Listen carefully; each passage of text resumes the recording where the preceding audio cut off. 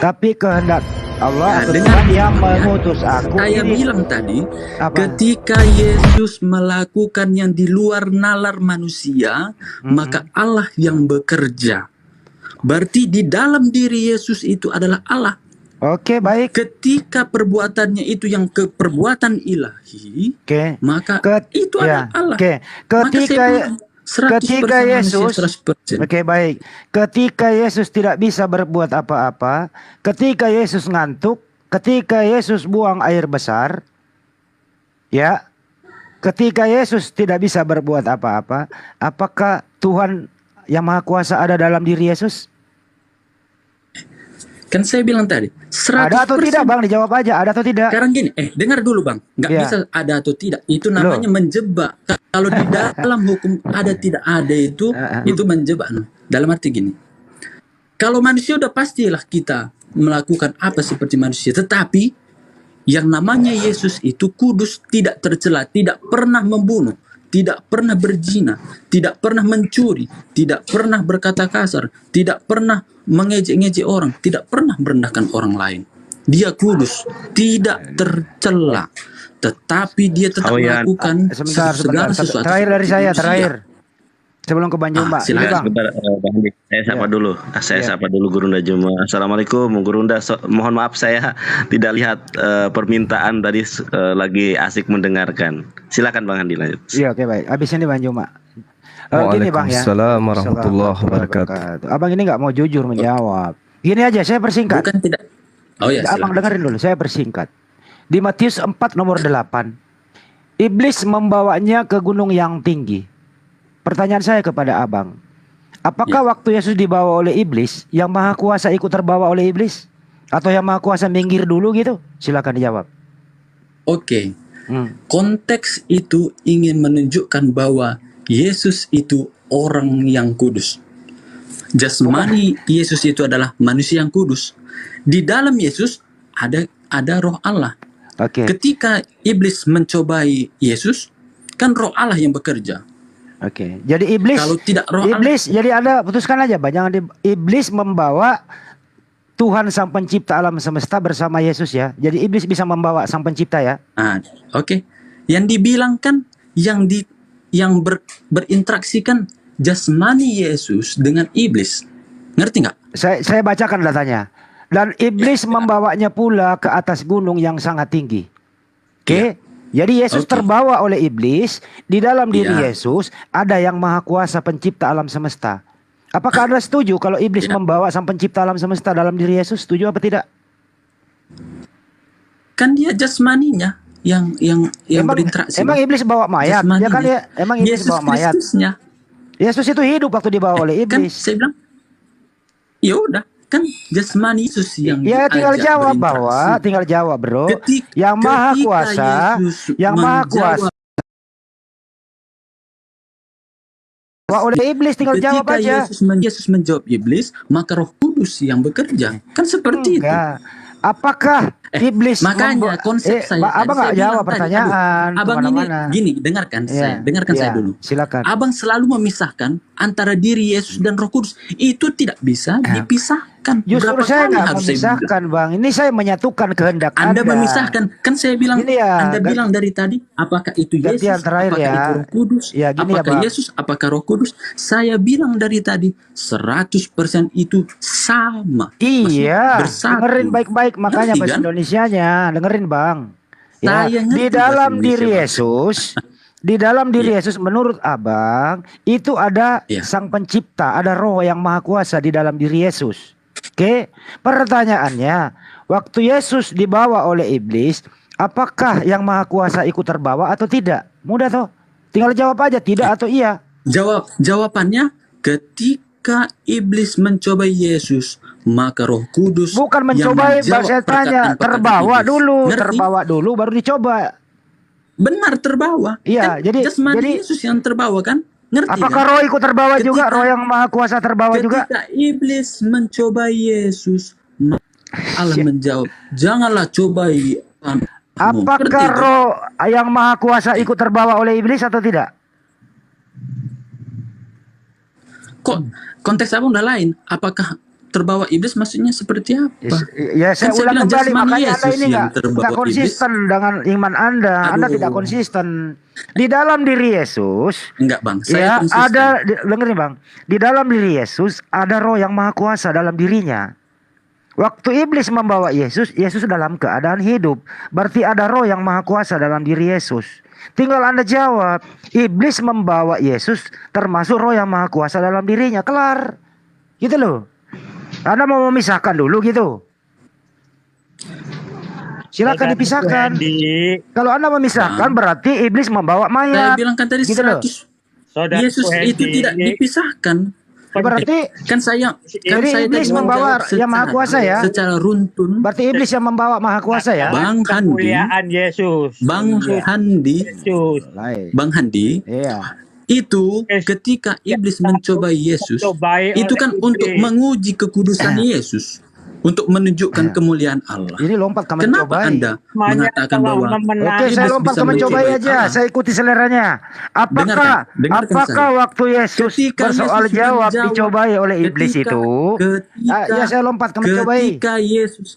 Ketika Yesus menjawab semua pertanyaan-pertanyaan iblis, apakah dia memasuki dosa? Kan tidak. Oke, baik. Berarti Anda- itulah kemuliaan Anda Allah. nggak mau Jadi menjawab. Anda tidak bisa memisahkan. Justru saya tidak Anda memisahkan memisahkan. itu, Bang. Saya Anda menyatukan. memisahkan. Saya menyatukan sesuai Anda kehendak memisahkan. Anda. Anda hanya memenggal terbawa, tetapi tidak mempertanyakan. Oke, begini, saya apa rubah- yang saya dijawab rubah Yesus pertanyaannya, ketika Bang. Iblis mencoba. Saya rubah pertanyaannya.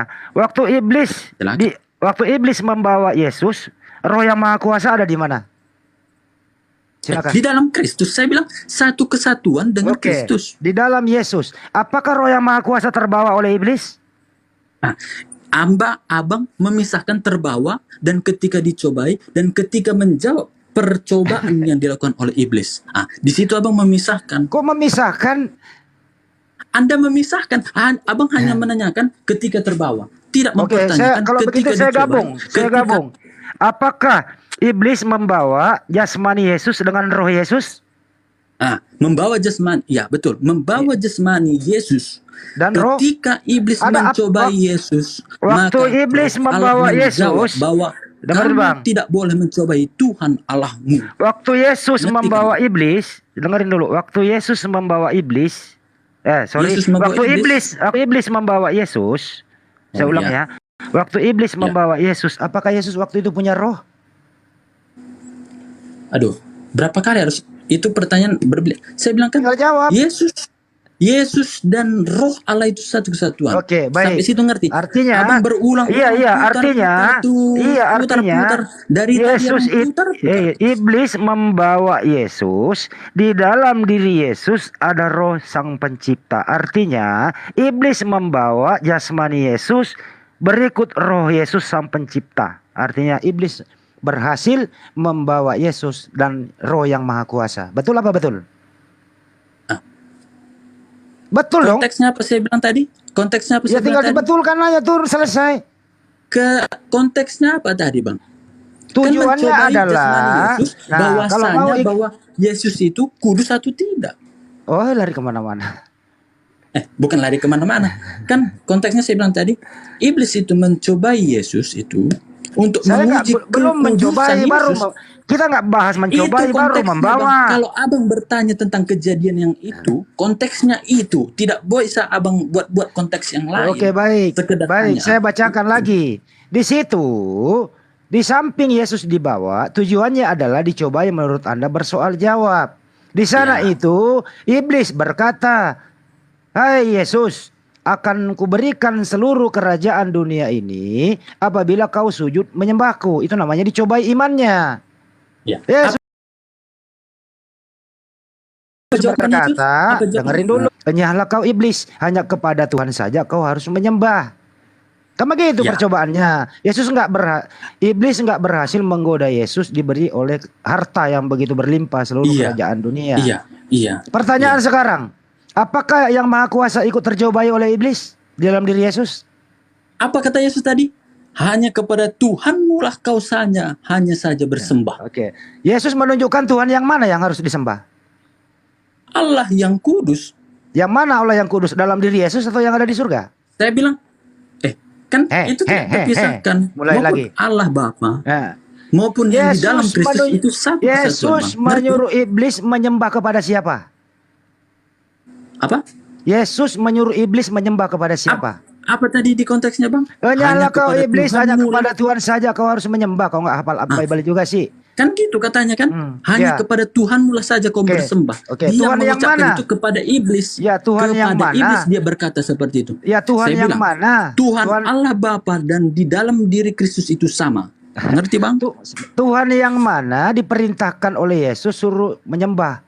Tuhan yang mana? Dirinya Tuhan kah tidak atau yang di surga? memerintahkan Tuhan yang mana. Tuhan memerintahkan iblis untuk menyembah Tuhan. Ngerti, Bang? Kemana-mana. Yesus memerintahkan iblis untuk menyembah kepada Tuhan, Musa. bukan Iya, ini bawa Musa menyembah lagi. Tuhan yang mana. Musa nggak ada di situ, Pak. Ngerti, Jadi Bang? sekali lagi terakhir dari saya nih. Dia Saya ulangi. Yesus mengajarkan Yesus memerintahkan Tuhan iblis menyembah Tuhan, yang memperkenalkan Oke, bukan menyembah baik. Tuhan yang mana. Yesus itu memerintahkan Yang kita iblis disembah. menyembah Tuhan yang mana?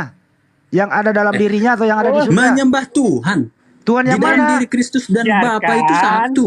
Kan saya bilang Tritunggal. Dengerin kata-katanya. Dengerin. Yesus tidak berkata hanya kepadaku saja kau harus menyembah. Yesus tidak mengakui dirinya ada ilahi dalam dirinya di situ, Bro. Yesus Dia mengajarkan menunjukkan bahwa hai iblis, hanya kepada Tuhan saja yang ada di surga yang Iya. kau harus sembah, Kan dia bukan sedang kepada berinteraksi dirinya. dengan jasmani Yesus. Artinya adalah Dan artinya iblis adalah mengerti di situ bahwa ajaran Yesus bahwa dan Yesus ajaran itu Musa itu manusia. sama. Nah, ini Yod- loh kok nggak nyambung ngomongnya Dekat. sih, Pak Jaya, Pak Jaya. tidak pernah Nggak punya memperkenalkan ilmu. diri kepada Musa. Kok di tempat Musa ada dibawa-bawa api sih? menyala, Nggak dengan ada Musa di situ. minta. Nggak ada Musa di situ, Pak. Yesus dan Musa itu ajarannya Oh, sama. iya. Yod He Vav He itu ekad. Tapi Ya. kenapa kau menyembah Yesus? Musa tidak. Yesus kami sembah. Karena apa? Yesus mengatakan, Apakah Musa menyembah Yesus? kerjakan Bapa, dikerjakan anak. Apakah Musa Dan menyembah Yesus pun- Yesus?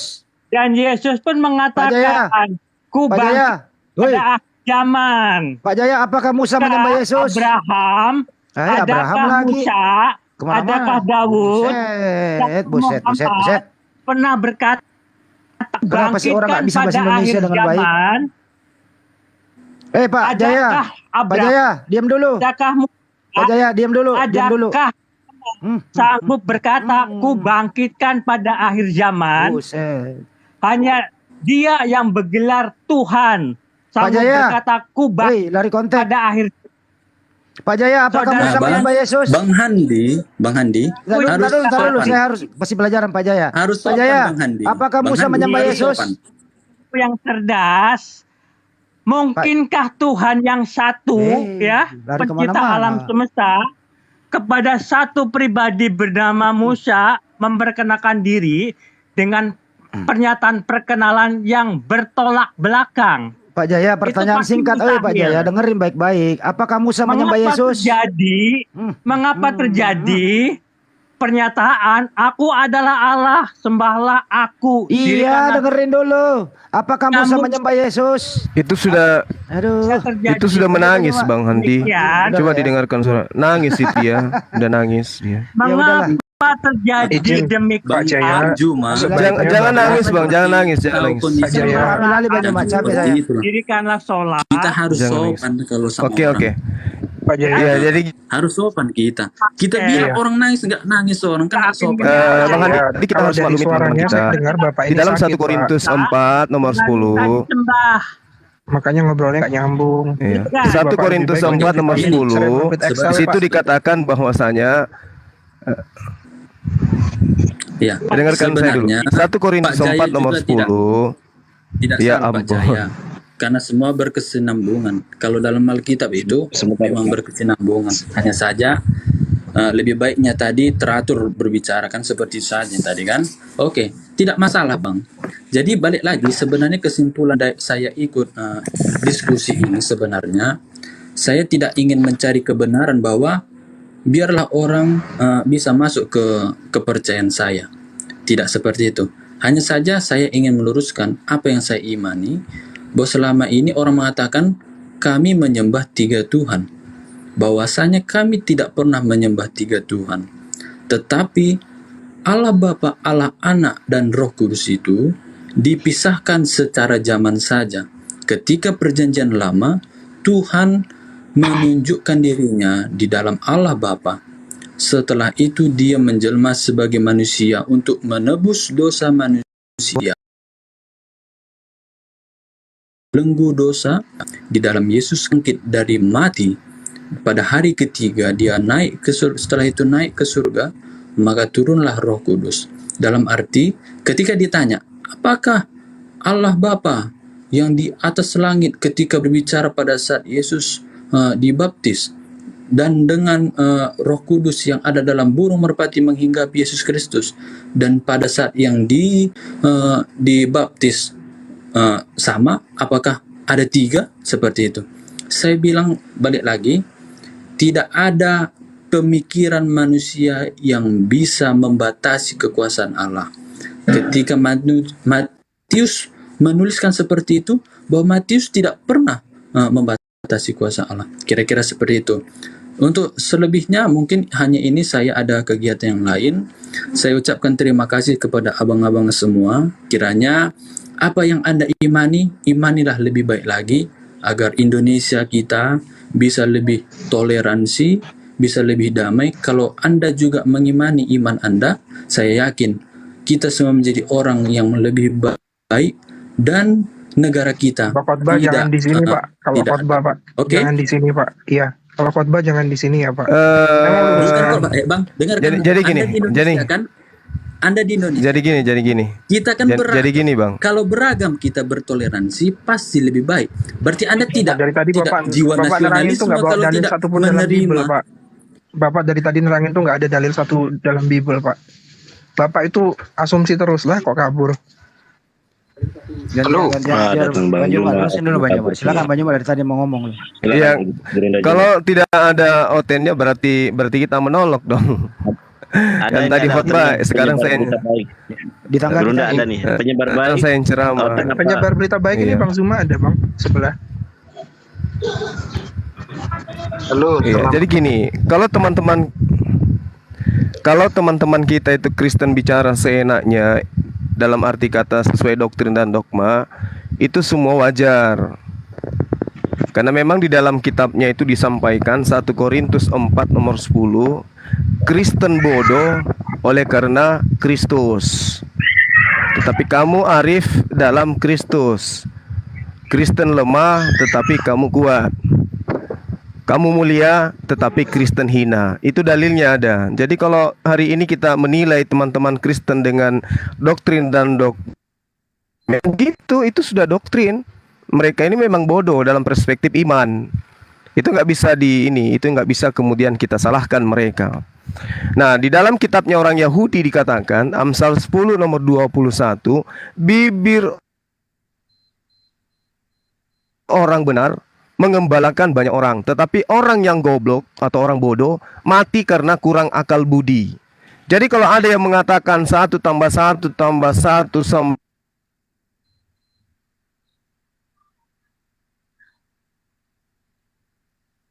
itu Amsal 10 nomor 21. Bahkan kalau kita melihat lebih dalam pengajaran daripada kitabnya orang Yahudi,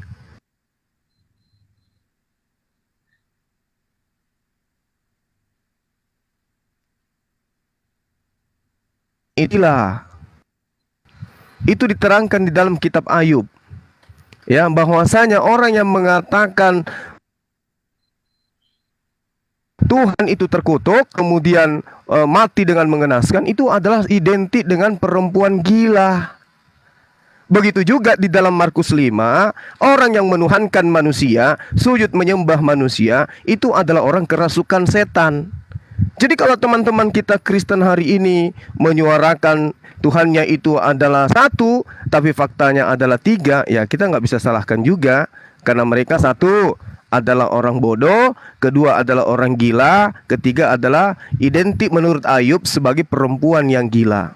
Nah, sekarang kita masuk ke dalam pembahasan materi seperti apa yang diterangkan oleh saudara kita tadi.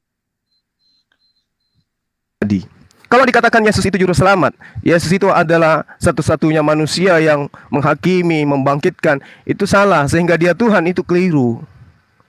Kenapa keliru? Yaitu tadi, karena mereka bodoh. Ya, Yesaya 43 nomor 11, akulah Tuhan dan tidak ada juru selamat selain daripada aku. Ini siapa nih? Ini Tuhannya Nabi Musa. Tidak ada juru selamat daripada dia. Lalu bagaimana perkataan Yesus? Yesus itu adalah utusan Tuhan yang menyelamatkan Bani Israel dengan cara Bani Israel menerima dia sebagai nabi. Baca Kisah Para Rasul 2 nomor 22, Kisah Para Rasul 2 nomor 36. Itu jelas itu. Yohanes 5 nomor 36 dan seterusnya.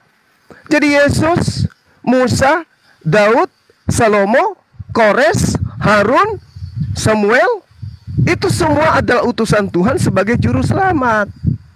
Tapi sang juru selamat yang sesungguhnya adalah Tuhan yang maha suci lagi maha tinggi. Nah, dan kemudian kita melihat, kemudian teman-teman yang mengatakan Yesus itu harus menjadi korban untuk penebus dosa dan seterusnya karena dia adalah manusia suci. Itu bullshit pengajaran Paulus, teman-teman. Ya. Kalau kita lihat dari ajaran Paulus, manusia akan menempati tempat terendah di dalam neraka itu adalah Yesus. Kenapa bisa begitu? Karena data di dalam kitabnya sendiri yang mengatakan itu. Satu, di dalam Ulangan 27 nomor 26. Terkutuklah orang yang mati, terkutuklah orang yang tidak melaksanakan hukum Taurat dengan perbuatan. Kedua, Yesus menerangkan dalam Matius 5, siapa yang mengajarkan kepada orang lain, maka dia akan menempati tempat terendah. Itu Yesus sendiri yang mengatakan. Nah, ketiga, Yesus sendiri juga yang mengatakan bahwasanya orang-orang banyak ini yang tidak mengenal hukum Taurat, terkutuklah mereka. Nah, sedangkan Tuhan akan melemparkan manusia ke dalam api neraka disebabkan karena tidak taat kepada ketetapan, aturan, ketentuan, hukum-hukum dan perintah-perintahnya. Apa yang dilakukan oleh Yesus menurut Paulus? Dengan mati Yesus di atas tiang salib, Yesus telah membatalkan hukum Taurat beserta seluruh ketetapan yang ada di dalamnya. Berarti Yesus ini menanggung semua dosa-dosanya orang Kristen yang tidak lagi taat kepada perintah, ketetapan, aturan Tuhan. Nah, orang yang menanggung dosa orang lain itu di mana tempatnya? Di mana tempatnya? Lo bukan begitu apanya. Sabar. Nanti Dengar dulu. Halo. Jadi dulu kan anak istrimu mencuri. Dengar dulu, Bang. Sabar Bang. Kasih kitab Jabur tidak berhasil. Musa dikasih Taurat nggak berhasil. Nah, sekarang Allah pencipta alam ini menghadirkan Yesus dengan ajaran kasih. Gitu, jadi jangan dibolak-balik.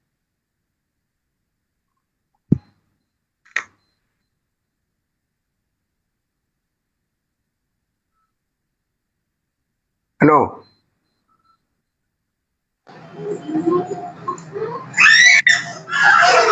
Bang Zuma suaranya putus-putus loh. Ustaz Juma suara putus-putus. Bang Juma jangan diputar-putar itu ayat.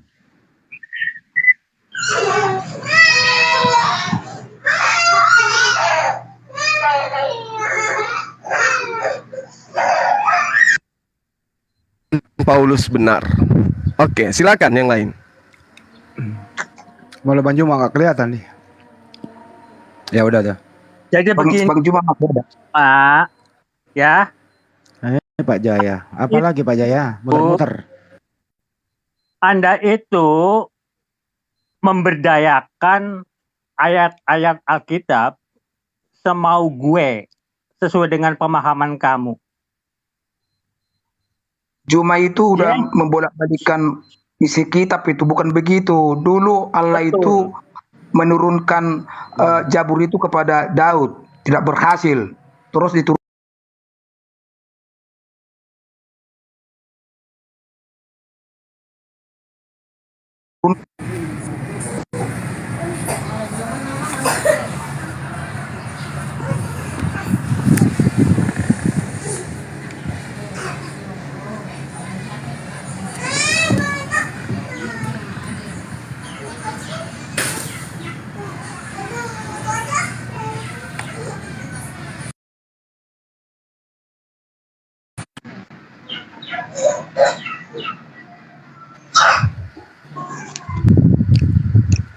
Maaf Guru. Gini Pak, iya nggak apa-apa deh. Gini Pak Jayadi, Yesus itu membatalkan hukum Taurat dengan segala ketentuan yang ada di dalamnya. Bapak akui atau tidak? Oke, jawab ya. Ya. Yesus mempersilahkan murid-muridnya memetik kayu di Sabat. Saya lupa. Itu bukan itu Pak. Itu kebenaran. Sebentar dulu, Bang Juma. Sebentar dulu. Ya. Benarkah Yesus itu membatalkan hukum Taurat dengan segala ketetapan yang ada di dalamnya? Jawab dulu. Yesus ya tidak membatalkan hukum Taurat, tetapi menggenapi. Apa arti menggenapi? Artinya begini. Hukum Taurat yang begitu yang diterjemahkan oleh itu menjadi bahasa sehari-harinya. Yesus itu berkata, semestinya begini loh hukum Taurat terlaksanakan. Nah, itu nyatakan dengan cara apa? Dengan cara Matius 5 ayat 20 sampai 48, Yesus menegaskan, kamu telah mendengar, tetapi aku berkata. Disitulah Yesus sedang menyatakan dirinya sebagai penasehat ajaib. Ya, terus ya, dengan matinya Yesus Kristus, hukum Taurat dengan segala ketetapannya, dengan segala peraturannya batal. Tapi di ayat yang lain, Roma 30 ayat 1 kalau nggak salah ya, di sana ditegaskan meneguhkan isi hukum Taurat. Dan Paulus tidak mengatakan, maaf loh Bang Zuma, Paulus tidak mengatakan dengan jadi kutuk karena kita. Tapi Paulus mengatakan dengan cara, dengan jalan menjadi kutuk. Itu beda Pak Zuma. Maknanya beda. Jadi saya mohon ya, belajarlah, pahamilah ayat demi ayat sambil merenung, sambil merendahkan diri. Panjangan Pak Jayan ya. Pak, jangan ngajarin saya, Pak. Faktanya Jangan ngajarin saya, Pak. Saya ini tidak ada perpuluhan. Saya pakai akal. Pertanyaan saya. Terus. Silakan.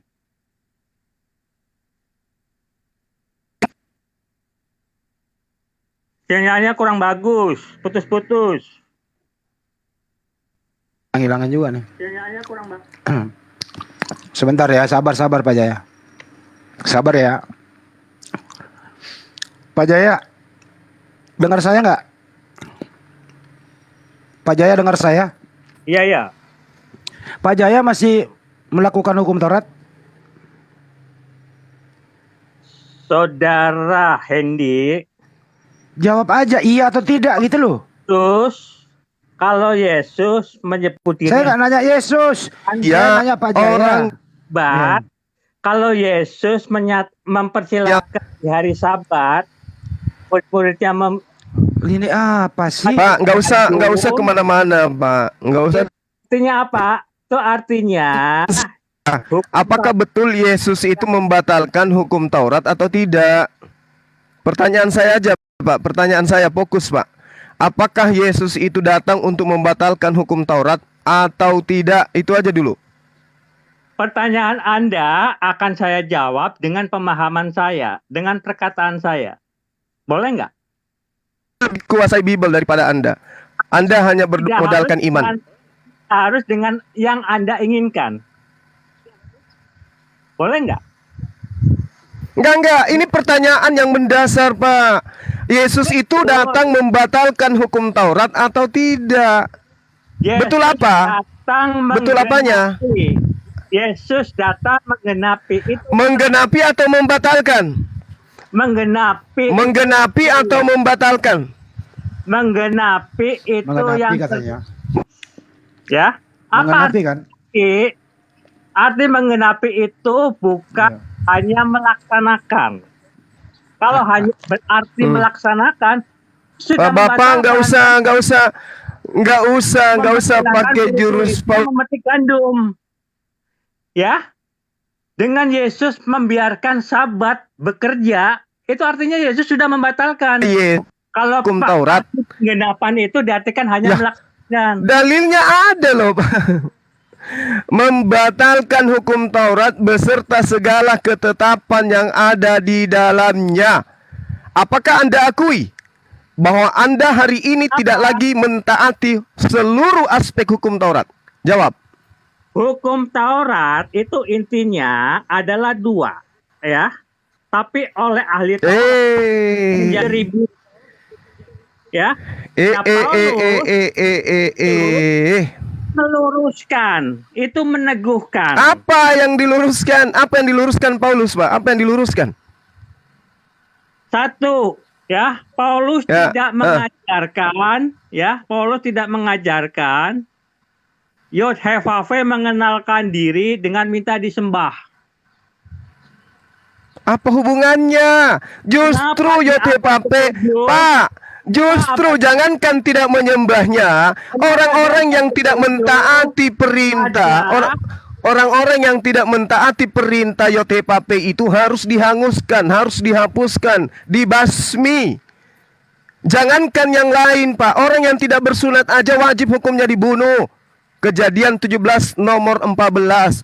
Jadi jangan Anda membawa-bawa ajaran Paulus di sini. Sekarang pertanyaan sederhananya, Bapak, pertanyaan sederhananya, saya katakan Yesus itu bukan orang kudus kalau berdasarkan Paulus. Yesus itu adalah manusia terkutuk. Percaya atau tidak? Anda tidak memahami yang terkata. Kok jadi saya yang tidak memahami, Bapak? Bapak yang mengimani tanpa paham. Sekarang Anda mengatakan Yesus itu adalah orang suci. Sucinya dari mana? Sedangkan semua perintah Taurat itu dia batalkan. Orang yang membatalkan hukum Taurat itu menurut Yesus tempatnya di mana, Pak? Kerajaan Tuhan atau tempat terendah? Jawab dulu. Yesus menurut Yesus. Yesus datang untuk meluruskan. Apa yang diluruskan, Bapak? Matius 5 menurut Yesus, orang yang membatalkan hukum Taurat tempatnya adalah tempat terendah di dalam kerajaan Tuhan alias neraka. Anda percaya atau tidak itu? Saya sangat percaya perkataan itu. Oke. Berarti Yesus menempati tempat terendah atau tempat tertinggi? Yesus yang kudus, ya. Bagaimana Anda katakan kudus? Dia membatalkan hukum Tuhan. Bahkan dikatakan dia mati secara terkutuk di atas tiang salib. Kudusnya di mana? Paulus mengatakan dengan jalan menjadi kutuk. Paulus tidak mengatakan dengan menjadi kutuk. Sebab ada tertulis, terkutuklah orang yang mati di atas. Bang Zuma. Sebab ada tertulis, terkutuklah orang yang mati di atas tiang salib. Siapa yang mati di atas tiang salib, Pak? Saudara Zuma, kalau orang tua Bang Zuma, maaf nih, kalau orang tua Bang Zuma, Gak usah ambil contoh yang aneh-aneh, gak usah. Tiba-tiba ya, tergantung. Kemana-mana ambil contoh. Pak, saya kata, Pak, ada tertulis, terkutuklah dia yang tersalib. Terkutuklah orang yang disalib. ada tertulis, terkutuklah orang yang mati di atas tiang salib. Pertanyaan saya, yang mati di salib dengan cara terkutuk itu siapa, Pak? Kalau Yesus ya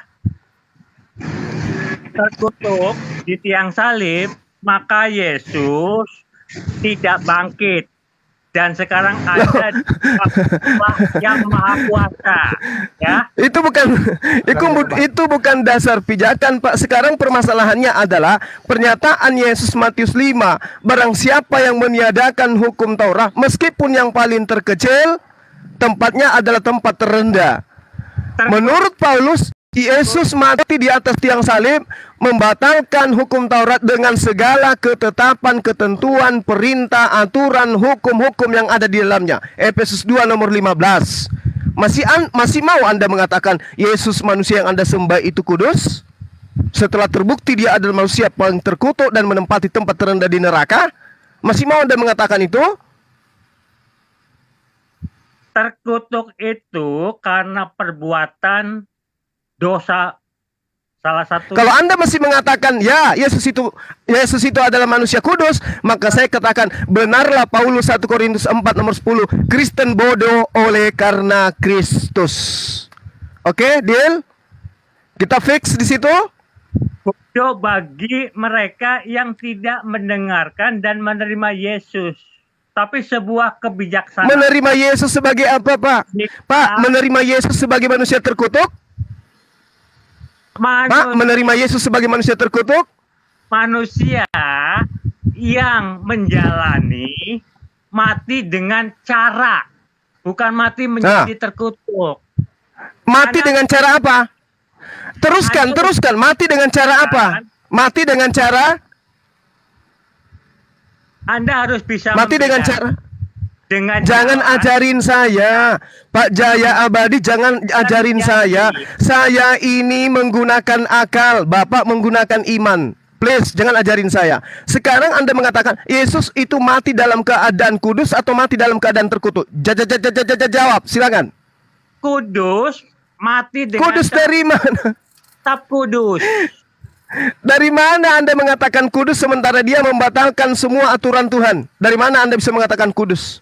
Yesus tidak membatalkan, tapi ya Allah ya Rabbi, memang Yesus tidak membatalkan, tapi Paulus yang mengajarkan. Pak. Paulus yang mengatakan dalam Efesus 2 nomor 15, dengan matinya Yesus di atas tiang salib, Yesus telah membatalkan hukum Taurat beserta ketetapan yang ada di dalamnya. Baca juga perkataan Paulus yang lain. Perkataan Paulus yang lain, dia katakan bahwa Taurat itu adalah sampah. Taurat itu sangat maut. Taurat itu tidak ada kesempurnaan, tidak ada keselamatan karena Taurat. Itu menurut Paulus, kurang apa lagi? Karena Yesus adalah segenap firman-Nya, maka itu iman, Pak. Itu iman. Saya hargai. Kalau Al-Quran juga punya iman. Walamma ja'a Isa bil bayyinati qala qad ji'tukum bil hikmah wali ubayyina lakum ba'dal ladina takhtalifu fih fattakullah wa ati'un. Imannya Isa itu juga ada. Taatlah kepada Allah, taat juga kepada aku. Dan tatkala Isa datang membawa keterangan, Isa berkata, sesungguhnya aku datang kepadamu dengan membawa hikmat dan untuk menjelaskan kepadamu sebagian dari apa yang kamu perselisihkan tentangnya. Maka bertakwalah kepada Allah, dan itu ajaran kami umat Islam. Jadi Nabi Isa itu gimana? Saya sependapat dengan apa yang Bang Juma katakan. Saya pun mengatakan diberitakan oleh Jibril kepada Maryam, ya, sebagai tanda cerah. Ya, di sana kalimatnya dengan sangat gamblang sebagai firman-Nya, terawali dengan kola robuki. Yang 21. Tapi Isa diberitakan lagi, ya, sebagai jawaban Jibril kepada Maryam, Isa sebagai ciptaannya. Nggak usah Di sana muter-muter Pak Jaya, kembali ke Taurat. Terawali dengan kolalullah. Pak Jaya, kembali ke Taurat. Woi, kembali Aduh ke Taurat. Bapak terlalu berat kalau mau membahas firman Tuhan. Itu Perkataan manusia aja Anda nggak paham. Jangankan perkataan Tuhan, perkataan manusia aja Anda nggak paham. Dengan matinya Yesus, dia telah membatalkan hukum Taurat. Apakah betul membatalkan hukum Taurat itu adalah perbuatan terpuji menurut Tuhannya Nabi Musa? Jawab, silakan. Yesus adalah segenap Ya, dia firman-Nya. nggak jawab. Aduh. Nyambung. Sebagaimana mestinya. Aduh, Serang salah apa-apa Bapak kalau Anda mengatakan Yesus itu segenap firman, salah. Yesus mengatakan, aku tidak dapat berkata-kata dari diriku sendiri. Aku tidak berkata-kata dari diriku sendiri. Kalau dia adalah segenap firman, maka dialah yang mempunyai wewenang untuk berkata apapun yang dia suka. Faktanya dia mengatakan aku tidak dapat berkata-kata, berarti dia bukan firman. Jadi bullshit itu semua. Segenap firman-Nya dalam wujud, dalam keberadaan anak manusia, dia merendahkan kepada Bapa. Nah, sebagai anak manusia benar enggak dia terkutuk? Dengarkan saya, sebagai anak manusia benar enggak dia itu terkutuk? Karena dia firman, maka dia berani berkata, jangan membunuh, tapi aku berkata, jangan marah, jangan kafirkan, jangan jahilkan, dan lain sebagainya. Itulah kehebatan Yesus. Nggak nyambung. Apa-apaan ini, Pak?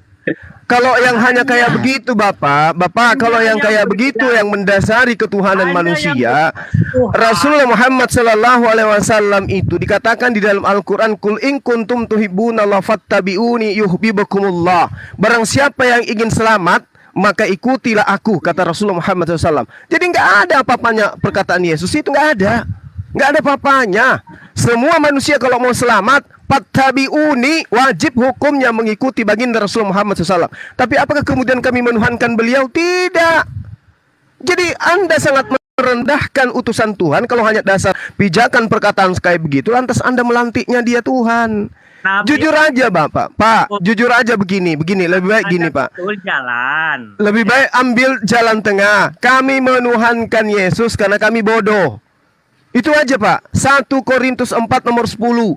Kami menuhankan Yesus karena kami didoktrin oleh Paulus. Yesus menjadi Tuhan karena dia pernah menjadi mayat. Roma 14 nomor 9. Jujur aja akui. Jadi kita nggak perlu berdebat terlalu panjang. Saya pakai akal, Anda pakai doktrin. Yang ada timpang. Gitu loh Pak. Oh iya Bang Suma, kami menuhankan Yesus itu karena Yesus itu tadinya manusia, tapi dia dibangkitkan dari mayat, dari kematian, lalu dilantik menjadi Tuhan sesuai dengan ajaran Paulus kepada orang-orang Roma.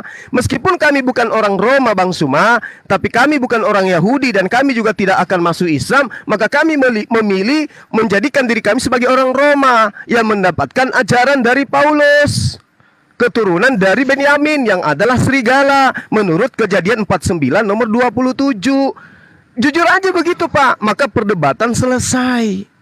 Jangan Anda ngotot, oh tidak, itu begini, Anda salah paham, Anda tidak ngerti Bible, Anda tidak ngerti dalil. Jangan kayak gitu. Karena dasar pijakan saya dengan Bang Jaya terhadap Bible, saya mendasarinya menelaah menggunakan akal, Bapak menggunakan iman. Beda Pak. Beda. Laksana Abang mengatakan bara api itu dingin, saya ngotot mengatakan bara api itu panas. Sengotot-ngototnya Bapak, Bang Jaya, Bapak tidak sampai kepada hakikat kebenaran, hanya buang-buang air liur saja. Gitu loh Bang Jaya. Terhormat. Silakan yang lain, silakan. Bang Handi, ada kanda kita di sini. Assalamualaikum Bang Sondi. Bang Handi. Waalaikumsalam Dinda. Iya, lanjut. Ya, Benar Pak Jaya, saya sapa dulu nih. Udah Sondi, assalamualaikum. Waalaikumsalam Aninda Nandar, waalaikumsalam Aninda Juma, Bang Handi yang terganteng. Standby, lanjut. Insyaallah. Aldo Kristen apa Muslim Aldo?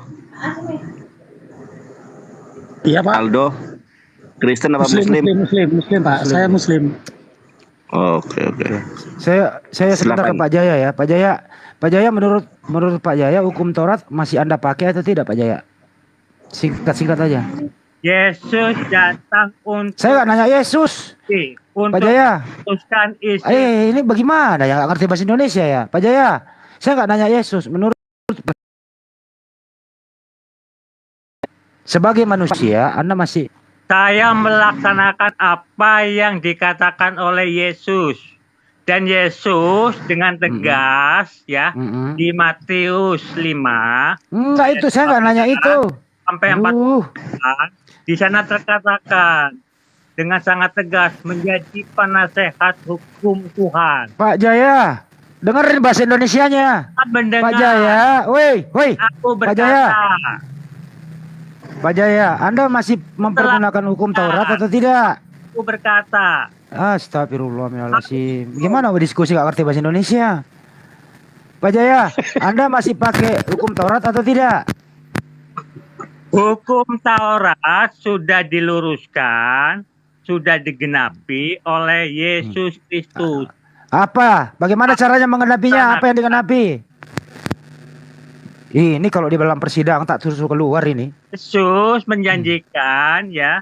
Saksi macam apa ini yang dibawa ini penasihat hukum ini? Dibaptis dengan Roh Kudus, dengan api. Udah disumpah lagi. Ingat Pak Jaya, ancamannya 5-7 tahun loh itu. Pak Jaya, saya tanya kepada Anda. Anda Keterangan masih palsu ya, Wandi. Iya, keterangan palsu. Pak Jaya, apakah Pak Jaya, Anda masih pergunakan hukum Taurat atau tidak? Tinggal jawab tidak, iya gitu loh. Kan apa yang dikatakan oleh Yesus Kristus, yaitu Apa? Yaitu yang diawali dengan tetapi aku berkata, ya. Apa? Terus Pak Hakim yang mulia, keluarkan orang ini. sampai 48. Mesti mengganggu sidang aja ini. Sekali lagi ya, jaksa penuntut umum nih bertanya kepada Anda. Pak Jaya, apakah Anda masih melakukan hukum Taurat atau tidak? Aku melakukan perkataan Yesus Kristus. Apa perkataan Yesus itu? Apa perkataannya apa? Salah satunya ya yang tertulis di Matius 5 ayat 21 sampai 48. Apa itu? Matius 25 dari 31 sampai 46. Apa itu? Anda baca sendirilah. Loh, apa itu? Ya apal ya kitab. Sana Apa dia? bagaimana agar tidak dienyahkan kelak oleh Yesus Pak Jaya Kristus. belajar ikro aja Pak Jaya. Di situ apabila anak manusia datang sebagai raja diiringi semua malaikatnya, ia akan duduk di atas tahtanya. Saya nggak nanya itu. Pak Jaya, Anda masih melakukan hukum Taurat atau tidak? Saya melaksanakan perkataan Yesus Kristus. Oke, apa perintah Yesus yang kamu lakukan sekarang? Apa ajaran Yesus yang kamu lakukan sekarang? Apa? Jangan marah. Jangan marah. Apalagi? Jangan marah apalagi? Anda bacalah Matius, Jangan marah, jangan nyopet, jangan bohong, saksi palsu. Matius 5 Gitu. dari ayat 21 sampai 48. Ya udah saya baca ngerti, saya pendeta ini. Kunjungilah yang Apa sih Pak Jaya, Pak Jaya? berikanlah air kepada yang haus. Iya, lu ada jadi cleaning service sekalian. Jadi OB, bersihin semua halaman, bersihin taman. Ada orang lewat haus kasih air gitu. Yesus sudah terang menerangkan. Ya udah habis ini bersihin halaman ini ya, awas lu. Jangan pada haus ini, siap ya air. Pak Jaya, Tuhan Pak Jaya berapa sih? Tuhan saya adalah Tuhan yang Maha Kuasa. Berapa? Diri sebagai Bapa dan Anak dan Roh Kudus. Tuhan Pak Jaya berapa? Kamu pikir Tuhan itu matematika? Jadi Tuhan Pak Jaya lebih dari satu. Siapa nama Tuhan Pak Jaya? Tuhan saya adalah Bapa dan Anak dan Roh Kudus. 3. Tuhannya 3. Dasar kopior. Tuhan Kan saya sudah kubilang Bang Handi 1 Korintus 10 ya 1 Korintus 4 nomor 10 kami bodoh oleh karena Kristus. Ya, Bang Hadi. Ya, Bang Handi ya. Udah paham Bang Handi ya? Jadi kalau sudah 3 kami katakan 1 itu karena kami bodoh. Ya, Orang Kristen tidak mengatakan Tuhan saya adalah 1 Bapa, 2. Jadi dalam bahasa Yunani bodoh itu dikatakan moros. Moros itu goblok, tolol, jahil atau kebodohan. Jadi kami bodoh karena Kristus. 1 Korintus 4 nomor 10. Jadi Bang Handi jangan tertawa lah. Iya. Coba saya sidang lagi Pak Jaya deh. Bang Andi, Guru Dinda Juma, aku izin turun dulu lah ya Dinda Juma, Dinda Dandar, Bang Andi. Siap, udah. Mau kemana Bang? Bang Sondi mau bikin akun bodong juga? Akun bodongku sekarang udah banyak kali loh. Ngaku-ngaku di mana-mana gitu, Bang Suma, Bang 01, Suma 03, sekarang ada bodongnya juga. Ya Allah ya Karim. Enggak apa-apa.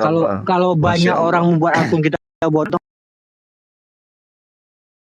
itu orang ternama gitu aja. Masalahnya dia gombal-gombal wewe mengatasnamakan akun itu. Buset. Jadi anak-anakku marah sama aku, keluargaku marah. Kamu kenapa? Udah dikasih, kamu udah klarifikasi, kenapa masih komen-komen di sana, masih minta dinaikin, masih panggil-panggil Dinda dan seterusnya. Saya cek loh, kok ini ada kayak begini? Saya cek. Waduh, ini bukan punya aku. Ini punya orang. Punya aku itu sudah 4.000 lebih yang Bang Suma 3, yang Suma 3 yang bodong itu baru 1.000. Bedalah sama aku, ya Allah ya Rabb. Kenapa nih orang-orang ini? Nanti kita sarankan aja Dinda, kalau mau bikin akun bodong, bikin aja akunnya Bang Handi gitu aja. Iya. Kita korbankan aja Bang Handi. Oke, lanjut. Oke. Aku lanjut dulu ya karena di bawah ada shopping antar bodrek. Udah nggak sanggup aku di atas. Kan lanjut. Assalamualaikum warahmatullahi wabarakatuh. Waalaikumsalam warahmatullahi wabarakatuh. Ya, Kanda. Oke, lanjut. Silakan. Ya Pak Jaya. Masih mendengar kan Pak Jaya? Saya nggak bisa lama-lama nih katanya. Ya satu lagi Pak Jaya, dengerin baik-baik. Pak Jaya. Sekarang Yesus itu di surga punya fisik atau tidak Pak Jaya? Yesus di surga. Jadi begini Saudara Handi. Ya dia nggak jawab. Jadi begini. Fisiknya Yesus di surga ada nggak? Tubuh Yesus itu. Tubuh Yesus kenapa? Dia terangkat bagaimana ajan yang kudus itu terangkat. Enggak, tinggal jawab Pak Jaya. Yesus di surga itu punya tubuh atau tidak?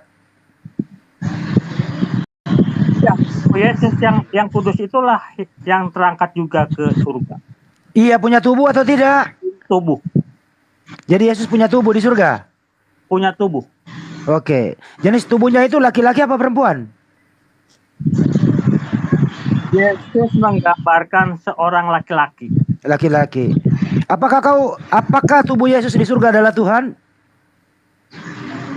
Yesus disebut Tuhan karena pekerjaannya adalah. Saya nggak nanya itu. Apakah tubuh Yesus yang laki-laki itu adalah Tuhan atau bukan? Yang laki-laki ini tubuhnya Tuhan atau bukan? Yesus adalah Tuhan. Maka jadi tubuhnya yang ada di Yesus adalah Tuhan. Oke, jadi tubuhnya juga Yesus di surga Tuhan. Tubuhnya Tuhan. Karena Yesus adalah Tuhan, ya, maka saya masih bertokol bertuhankan kepada Yesus. Oke, jadi tubuh Yesus itu masih berbentuk manusia nggak di surga? Tubuhnya itu. Karena saya meyakini Yesus adalah Tuhan, maka saya masih bercokol bertuhankan kepada anak manusia bernama Yesus. Jadi kamu menuhankan laki-laki Yesus ya? Dan tidak lari kepada Tuhan yang lari di abad ke-7 bermodal kisah Musa. Kenapa lari kemana ini ya? Pak Jaya, apakah kamu menuhankan tubuhnya Yesus di surga? Saya menuhankan Tuhan Yesus Kristus. Apakah tubuhnya juga? Apakah tubuhnya kau tuhankan juga? Saya memuliakan Yesus Kristus, memuliakan. Saya nggak nanya memuliakan. Apakah tubuhnya Yesus di surga Tuhan? Tubuh Yesus adalah Tuhan. Oke, tubuh Yesus adalah Tuhan. Baik, udah. Jadi berarti kamu menuhankan manusia. Sehingga kami masih bercokol, bertuhankan. Marah ini Marlon ini. Tubuh Yesus di surga adalah Tuhan. Kami tidak akan lari bertuhankan kepada Tuhan yang lahir di abad ke-7. Iya. Jadi Tuhan kamu ada berapa sih di surga? Tuhan kamu ada berapa di surga? Saudara Andi, Saudara Juma, maaf nih saya nggak bisa diperpanjang nih. Baterainya habis. Oh ya udah, silakan. Selamat menyembah tubuh Yesus. Silakan selamat. Iya. Oke Bang Jayadi, tolong direnungkan semua perkataan saya ya, bahwa menurut ajaran Kristen itu moros, kaum bodoh. Dan juga menurut ajaran Paulus bahwasanya Yesus itu adalah orang yang akan menempati tempat terendah di kerajaan Tuhan berdasarkan pengakuan Yesus dalam Matius 5. Barang siapa yang melakukan demikian, menghilangkan setitik dari hukum Taurat dan mengajarkan kepada orang lain, maka dia akan menempati tempat terendah di dalam kerajaan langit. Bukan kerajaan surga ya, tapi kerajaan langit. Kerajaan langit terendah itu adalah neraka. Nah, Paulus mengatakan Yesus membatalkan hukum Taurat beserta ketetapan yang ada di dalamnya. Berarti jangan cari Yesus di surga. Kalau berdasarkan ajaran Paulus, Yesus itu adanya di neraka alias tempat terendah. Makanya Al-Quran lebih benar adanya. Wa musaddiqan lima baina yaday minat Torah wa liuhilla lakum ba'dal ladina khurrima alaikum wa ji'tukum bi ayatim taqullaha wa ati'un. Dan aku datang kepadamu, aku Isa, membenarkan Torah yang datang sebelumku, dan untuk menghalalkan bagimu sebagian yang telah diharamkan untukmu. Dan aku datang kepadamu dengan membawa satu tanda mujizat dari Tuhanmu. Karena itu bertakwalah kepada Allah dan taatlah kepadaku. Final, Islam adalah ajaran yang benar. Demikian, lanjutkan.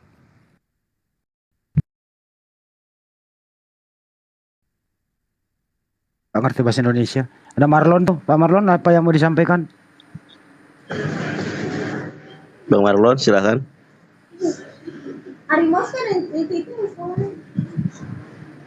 Marlon. Ya, gimana? Ya mau kan nganggo HP kita. Gitu loh. Hukum Taurat masih berlaku nggak sih menurut lu, bro? Ya, lo gimana? Ya sempat ini juga lagi pada mana? Baru gabung, baru nyimak tadi belum ini. Hukum Taurat menurut lu masih berlaku atau tidak?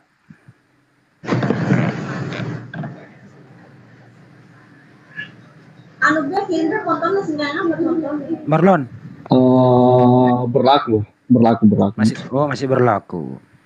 Bagus lah kalau masih berlaku. Berarti lu harus disunat. Lu nggak boleh makan babi, bro. Kan kamu bilang hukum Taurat, gimana sih? Ya, hukum Taurat kan itu nggak boleh. Imamat Taurat. Ya makanya tadi saya pikirnya itu yang kamu maksud hukum Taurat itu 10 hukum Taurat yang ada di keluaran. Bukan itu aja. Hukum Taurat itu ada 5. Imamat, ulangan, gitu loh, bro. Gimana itu? Sunat itu masuk Taurat loh, sama makanan haram itu di imamat Taurat loh itu, bro. Iya, nggak masalah. Berarti lu setuju dong kalau babi itu haram gitu ya, nggak boleh minum alkohol, harus disunat gitu ya?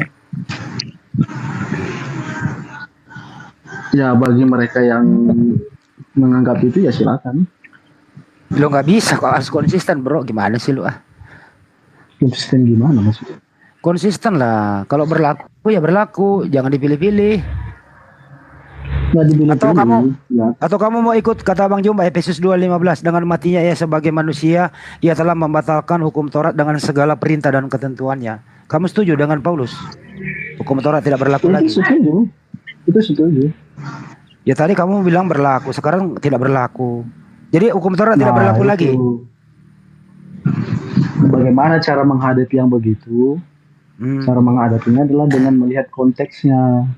Konteksnya gimana? Konteksnya, konteks Paulus mengatakan itu, hukum Taurat itu bukan jadi jalan penyelamatmu. Oh, ya. Jadi hukum Taurat mencelakakan, bukan jalan penyelamat. Bukan mencelakakan. Loh, yang menjadi jalan penyelamat itu, yang menjadi penyelamat itu Yesus Kristus, gitu. Bukan bagaimana caranya? Bersandar pada hukum Taurat, gitu loh. Apanya yang menyelamatkan Yesus? Bagaimana caranya? Ya hanya melalui Yesus, jalan kebenaran dan itu. Ya caranya apa yang Anda lakukan? Prakteknya apa? Prakteknya ya sebagaimana Yesus ajarkan. Apa tuh? Mengasihi sesama manusia. Begitu. Apalagi? Ya menunjukkan sebagai manusia yang udah diselamatkan gitu. Ibadah bagaimana cara ibadahnya?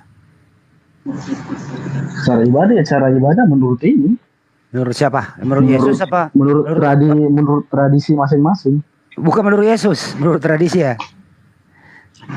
Yesus tidak merincikan ya, bukan merincikan juga. Maksudnya Yesus tidak menulis atau memberitakan kamu itu beribadah harus bernyanyi, harus ini, harus itu. Tidak ada yang saklek gitu ya, secara mendetail gitu nggak ada.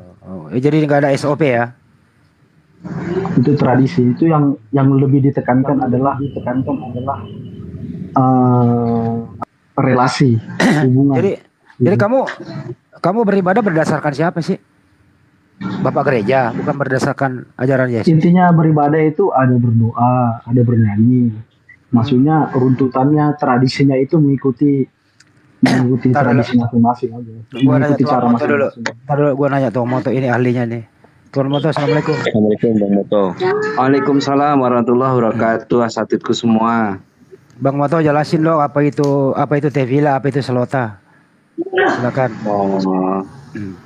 Kalau ada mereka tuh selota itu selota itu kan Aramaik ya. Itu artinya sama-sama sholat juga, tefila juga sama. Terus nanti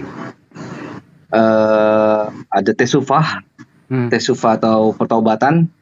Nanti ada sedekah. Kalau di Arabiknya sedekah. Itu berbuat apa ya? Charity. Iya, sedekah itu. Terus tadi dibilang sama ini ya, Bro Marlon itu kalau hukum Taurat itu ya tadi di Efesus 2 nomor 15 ya, dengan matinya Yesus yang salib. Maka itu kan Taurat gagal ya. Padahal saya juga bingung Bang Handi, kalau dilihat di dalam Ulangan 29 nomor 29, saya belum bisa open cam, sinyalnya parah ini. Jadi saya sebutkan aja Bang Handi. Hal-hal yang tersembunyi ialah bagi Tuhan, ilah kita, tetapi hal-hal yang dinyatakan ialah bagi kita dan bagi anak-anak kita sampai selama-lamanya, supaya kita melakukan segala perkataan hukum Taurat ini. Di Ulangan 29, hukum Taurat itu berlaku selama, di satu sisi dibatalkan. Nah ini yang saya bingung sih Bang Handi. Lanjut Bang Handi. Oke. Bro Marlon, itu penjelasan. Jadi semua para nabi itu ada cara bersyukur atau menyembah kepada Sang Pencipta. Tradisi Yudaisme itu ada selota, Kristen Ortodok itu ada Yudaisme itu ada tefila. Kalau Kristen Ortodok itu ada selota, TSO selota. Itu 7 kali dalam sehari gitu ya, Kristen Ortodok itu. Gitu ya. Jadi Kristen sekarang kok beda gitu loh. Kenapa nggak seperti itu? Kenapa harus nyanyi-nyanyi alat musik di gereja? Ajaran dari mana itu, Bro Marlon? Ya itu kan menurut ekspresi masing-masing. Kan saya bilang ekspresi. Oke. Ekspresi masing-masing ya. Iya. Jadi nggak perlu ada mengikuti apa yang pernah dilakukan oleh Yesus ya? Ya mengikuti. Kita mengikuti dalam arti Yesus berdoa, kita berdoa. Yesus bernyanyi, kita juga bernyanyi. Oke. Yesus berdoa kepada siapa? Nah, ini kamu mau masuk topik lain ini. Sudah mulai merasa gelagat-gelagat kami ini, Handi. Mulai merasa kesenggol nih. Jebakan sama Andi itu. Itu bukan jebakan.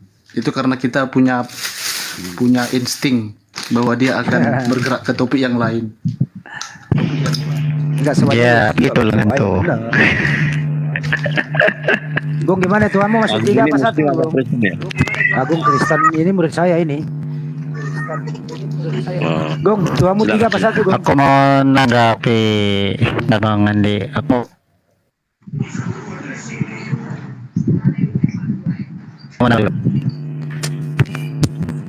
mau nanggapin tentang itu ya. Assalamualaikum. Dia. Suaranya putus-putus, sebenarnya, Bang. Suaranya putus. Iya, sinyalnya mungkin.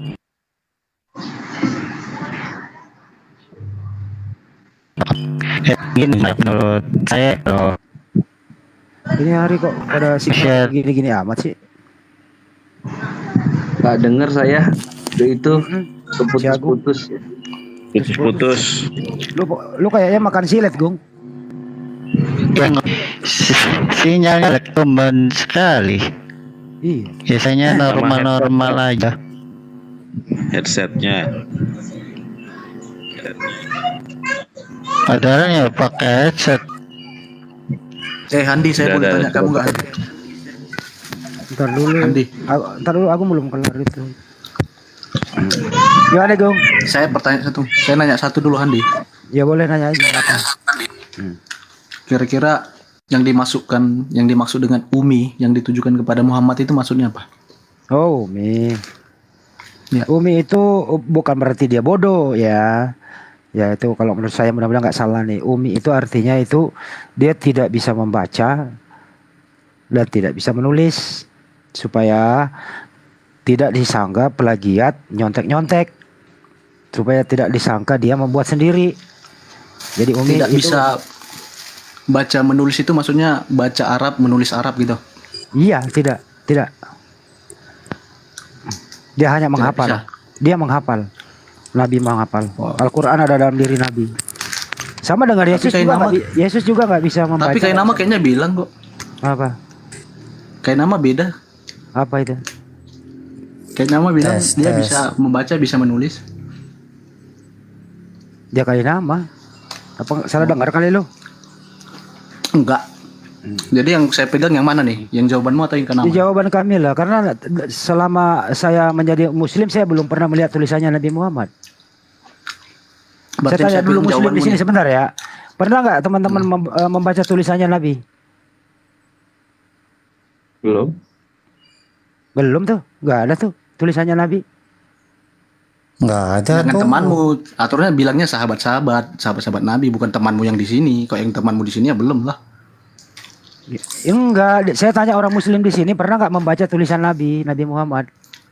Iya jangan temanmu yang di sini, tanya di mana? Sahabat-sahabat Nabi pernah nggak? Gitu. Kalau temanmu di sini pasti. Sahabat Nabi nggak ada di sini, sahabat Nabi udah nggak ada.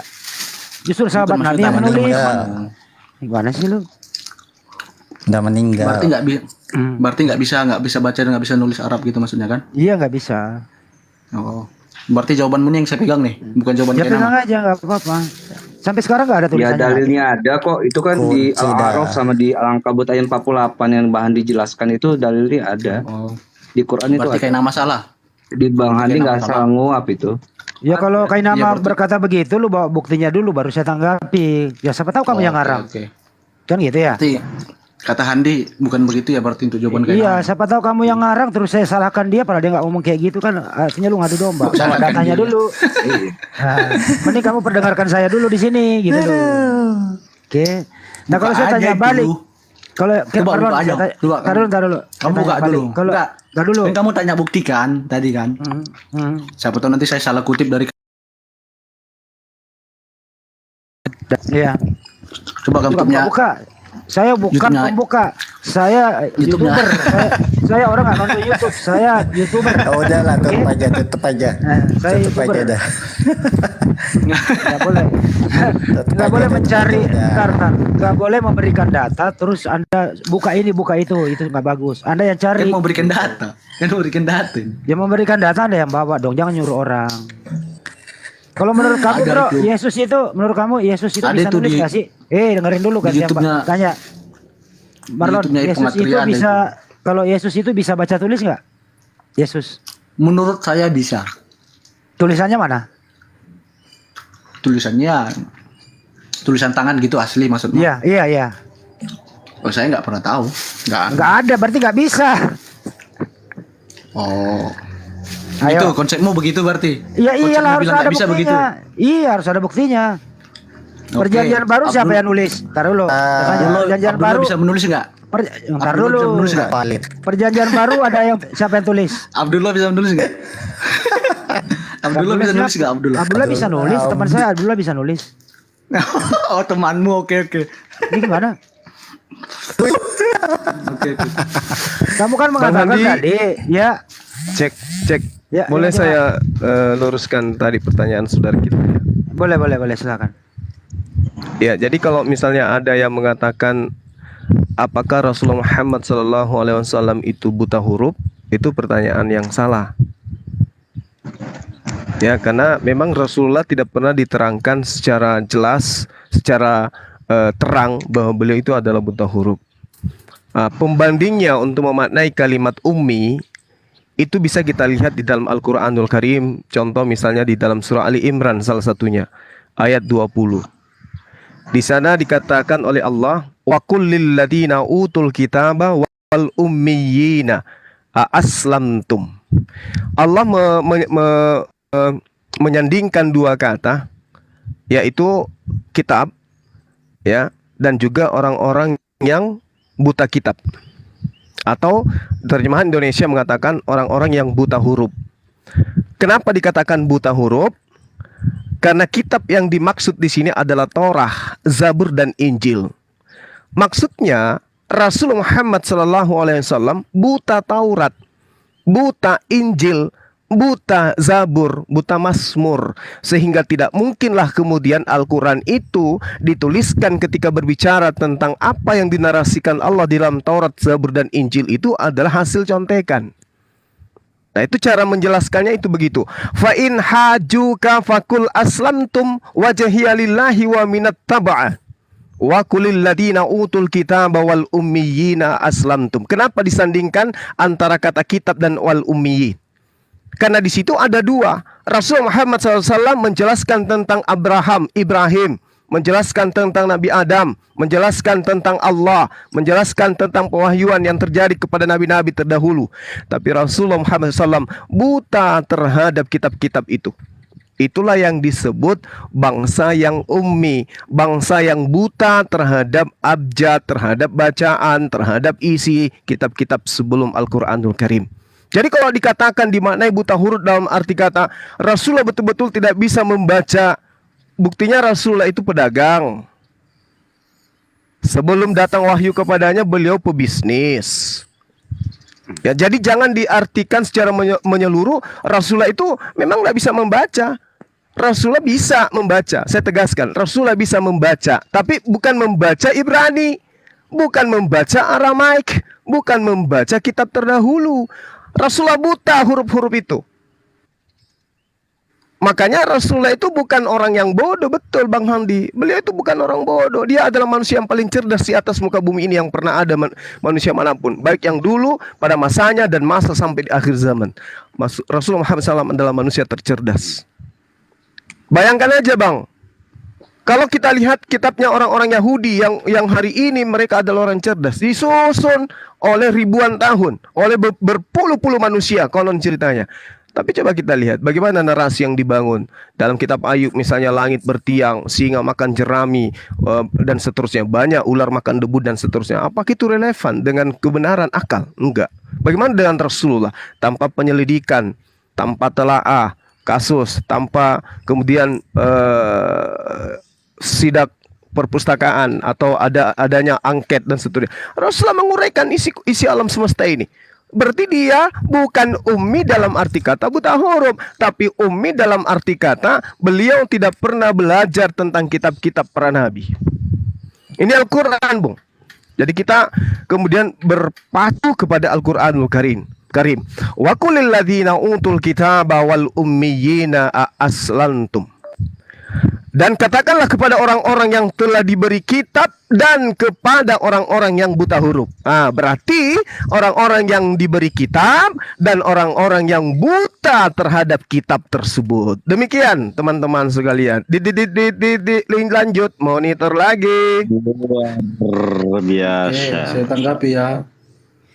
Saya mau tanya Handi nih. Handi kira-kira jawaban cuma. Ya sama. Mau diadu domba ini sama. Tiba-tiba coy. sama ya. Tiba-tiba sama ya Handi ya. Pan baru 5 menit yang lalu lo kamu bicara. Tiba-tiba langsung sama gitu. Wah, sama. Wah, sama. Apanya yang beda? Apanya yang Pan baru beda? 5 menit yang lalu lo kamu bicara. Baru 5 menit. Betul Saya itu. tadi mengatakan, ya nggak apa-apa diadu domba, nggak apa-apa. Saya tadi mengatakan Umi itu bukan berarti bodoh. Kan gitu. Nggak ada yang bilang bodoh kan? Nggak ada yang bilang bodoh. Baru 5 menit loh. Baru 5 menit loh. Dengerin dulu ya. Terus kedua, Makanya itu gini memang Handi, solusinya gini Handi. gantian ngomong, kamu kan nanya sama saya. Perbedaan pendapat itu wajar. Itu intinya. Jangan Tidak ada dijadikan sesuatu perbedaan hal yang pendapat. ini. Kedua, gitu loh. sampai detik ini tidak ada tulisannya Nabi Muhammad yang kita bisa baca. Itu betul, itu betul. Betul itu, Bang. Kenapa? Nggak ada. Nah, ya masuk Banjuma itu ya karena dia buta huruf, dia tidak bisa membaca kitab sebelumnya. Karena apa? Nanti berbahaya, nanti disangka nyontek. Itu pun sampai sekarang kan banyak yang bilang nyontek. Nah, inilah jawabannya. Ini jawabannya. Bahwa bagaimana mau nyontek kalau tidak bisa membaca yang dimaksud Banjuma tadi itu. Berarti bisa baca dan tulis bahasa Arab berarti kan?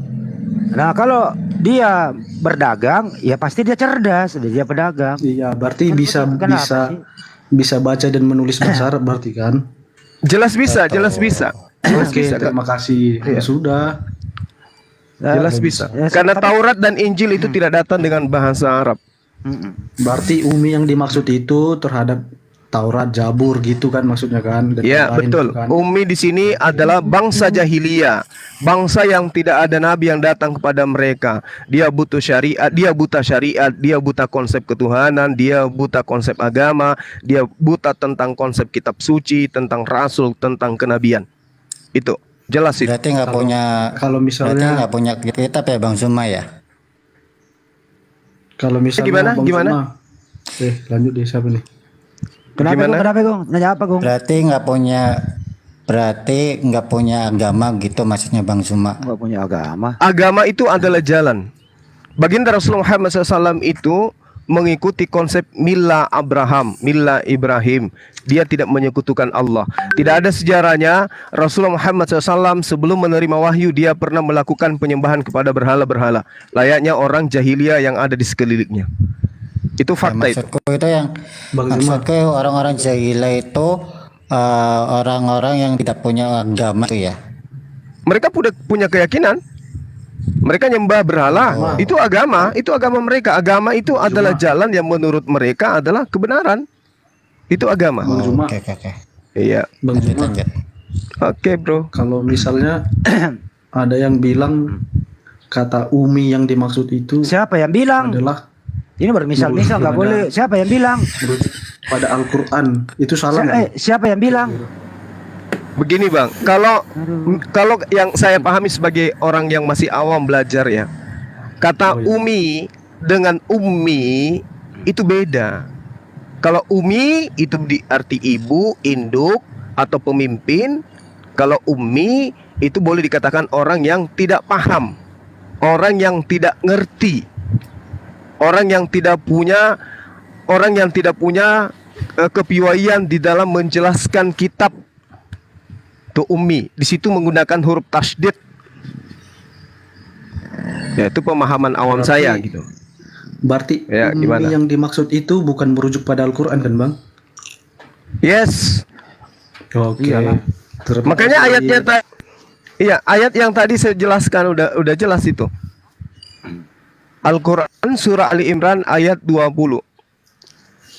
Di situ disandingkan. Iya, silakan. Antara kata kitab, wal kitab, dan juga wal ummiyin. Artinya dua kata, yang satu menjelaskan yang lainnya. Ibarat kata orang bersih dan orang yang tidak bersih, orang yang ngerti kitab dan orang yang tidak ngerti kitab. Kitab yang dimaksud di sini adalah kitab para nabi yang datang kepada Nabi Musa, kemudian Daud dan juga Nabi Isa alaihissalam. Dan memang tidak ada sumber yang bisa kita temukan, ya, dan telah ditemukan. Rasulullah Muhammad SAW itu pernah belajar Taurat, pernah belajar Zabur, pernah belajar Injil. Itu nggak ada tuh.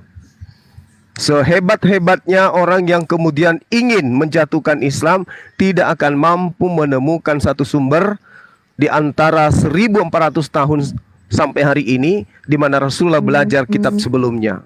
Demikian. Gong, gue mau nanya lu, Gong. Kalau Yesus itu ummi nggak, Gong?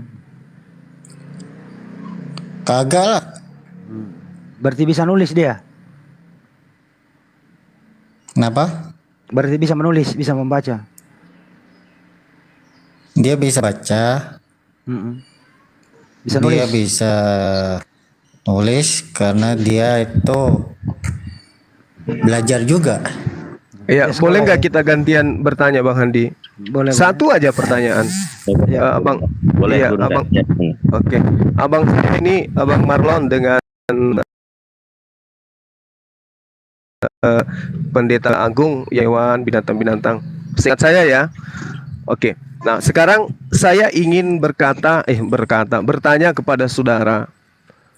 Kalau kami umat Islam itu memahami bahwasanya kalam Allah, firman Allah itu bukanlah perkataan manusia.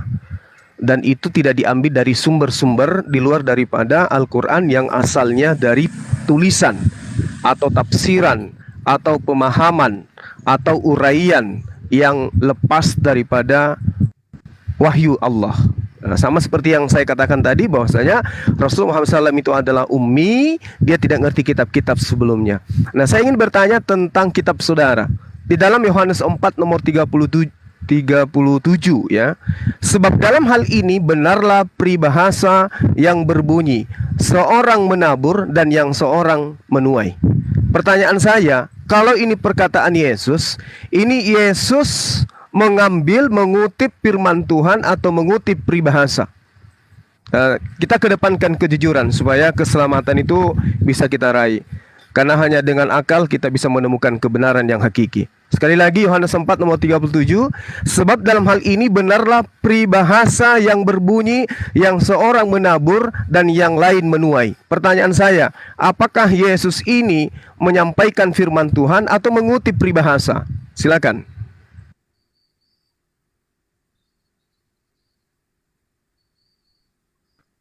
Sulit ini.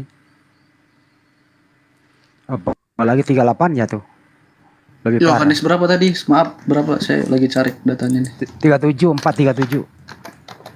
Yohanes 4 Yohanes ayat 37. Oke, saya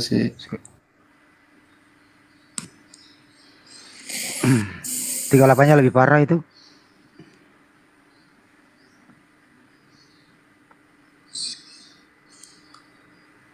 nya itu orang lain yang berusaha, orang lain yang menikmati. 38-nya kalau nggak salah tuh.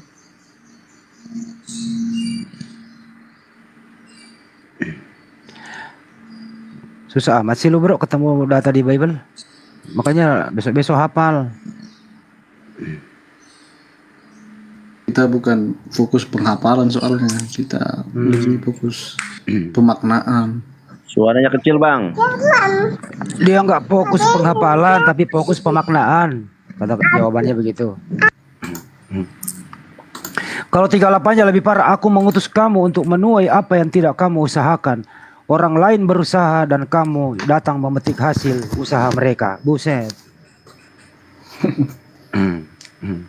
Pasti ada konteksnya.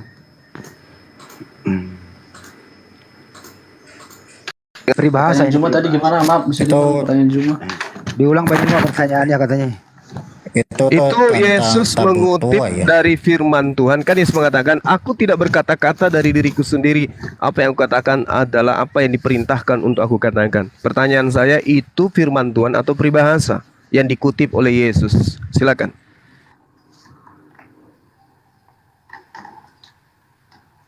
Ayat 37 ya, sabar. Oh, ini percakapan dengan perempuan Samaria ya. Oke, saya jawab ya, itu perkataan Tuhan atau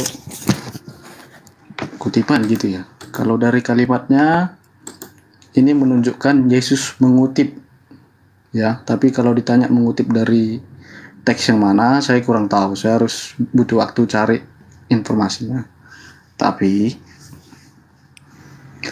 apapun yang dalam konteks pengkutipan atau Yesus mengquote, itu bukan suatu hal yang bagaimana ya? Suatu hal yang asing, bukan. Karena banyak perkataan-perkataan Yesus yang dia mengutip dari Perjanjian Lama. Dugaan saya Yesus juga mengutip dari Perjanjian Lama. Kurang lebih seperti itu. Oh, mengutip. Sebenarnya gini Bang, kalau kita jujur di dalam mencari kebenaran itu kan, saudara saya langsung aja katakan itu dari peribahasa, udah selesai. Karena memang di situ dikatakan peribahasa. Sebab dalam hal ini benarlah peribahasa. Berarti Yesus mengutip peribahasa, bukan mengutip firman Tuhan. Tidak masalah itu disebut peribahasa atau tidak. Yang pasti berarti kita harus sumber mana, kan itu. Berarti kita sudah harus mengakui nih bahwa tidak semua yang dikatakan Yesus itu firman Tuhan. Ada juga peribahasa, kan gitu Bang. Nah, orang Kristen memandang firman Tuhan itu bukan sesuatu yang jatuh dari langit. Oh, bukan. Konsep yang dimaksud firman Tuhan itu dalam Kristen yang kita yakini, tulisan-tulisan para nabi yang diilhami langsung oleh Allah. Itu keyakinan kita gitu. Iya, oke. Berarti jatuh gitu, tapi diilhami gitu. Oke, boleh. Gitu Bang. Seharusnya kalau dia ilham, dia nggak mengutip peribahasa Bang. Nggak ada masalah Bang. Kalau yang dikutipnya itu ternyata, kalau yang dikutipnya itu ternyata diilhami juga. Penulis pertama terhadap. Jadi peribahasa menurut Anda ini adalah firman Tuhan gitu. Contoh pada misalnya ini, iya, pada silakan. Ini, Tuhan Yesus menggunakan dalam tanda kutip peribahasa atau kalimat tersebut untuk menjelaskan sesuatu gitu. Ya itu dia, berarti dia mengutip peribahasa bukan mengutip firman Tuhan. Contoh misalnya 2 Petrus 2 nomor. Bilang tadi Pak. Iya. Oke. Saya paham. Memandang firman Tuhan itu bukan jatuh dari langit, bukan. Tapi Oke, saya paham. Iya, Oke. Gitu. Oke, saya paham. 2 Petrus 2 nomor 22. Bagi mereka cocok apa yang dikatakan peribahasa yang berbunyi, anjing kembali lagi ke muntahnya dan babi yang mandi kembali lagi ke kubangannya. Lagi-lagi Petrus juga mengutip peribahasa. Dan itu bukan firman Tuhan. Jangan dibilang bukan firman Tuhan, Bang. Kan tadi kita sudah bilang. Nah, ini peribahasa, dia sudah ngaku loh, Bang. Peribahasa itu adalah karya sastra yang dibangun oleh manusia dari kata ke kata menjadi kalimat untuk memiliki makna. Nah, itu peribahasa, bukan firman Tuhan. Lain cerita kalau dikatakan bagi mereka cocok apa yang dikatakan Tuhan yang benar. Anjing kembali lagi ke muntahnya dan babi yang mandi kembali lagi ke kubangannya. Peribahasa itu kan pasti untuk menjelaskan sesuatu. Ya itu dia, Bang. Ini bukan masalah isi, tapi ini berbicara mengenai kutipan daripada Petrus. Itu bukan mengutip firman Tuhan, tapi mengutip peribahasa. Kan gitu. Ya, terserah Bang. Ya itu. Tapi yang kita bukan terserah saya. Itu ada dalam kitab saudara saya. Makanya kami umat Islam tidak percaya kalau ini firman Tuhan, karena datanya sendiri yang membuka diri sendiri bahwasanya kitab ini peribahasa, berbeda dengan Al-Quran, Bang. Begini, Al-Quran itu disebut sebagai firman Tuhan. Oke, Al-Quran menguraikan ilmu pengetahuan, menguraikan apa yang ditemukan oleh sains. Yang menemukan sains adalah orang-orang di luar Al-Quran. Mereka rata-rata adalah non-Muslim yang menemukan keilmuan, yang hebat komputer, yang hebat kemudian temuan-temuannya itu adalah non-Muslim semua. Tetapi ajaibnya, mukjizatnya, apa yang mereka temukan itu sudah ada di dalam Al-Quran, milik orang Islam. Kenapa bukan umat Islam yang menemukan itu? supaya salah satu hikmahnya agar tidak dianggap bahwa itu temuan adalah temuan yang hanya berdasarkan kepada kitabnya sendiri.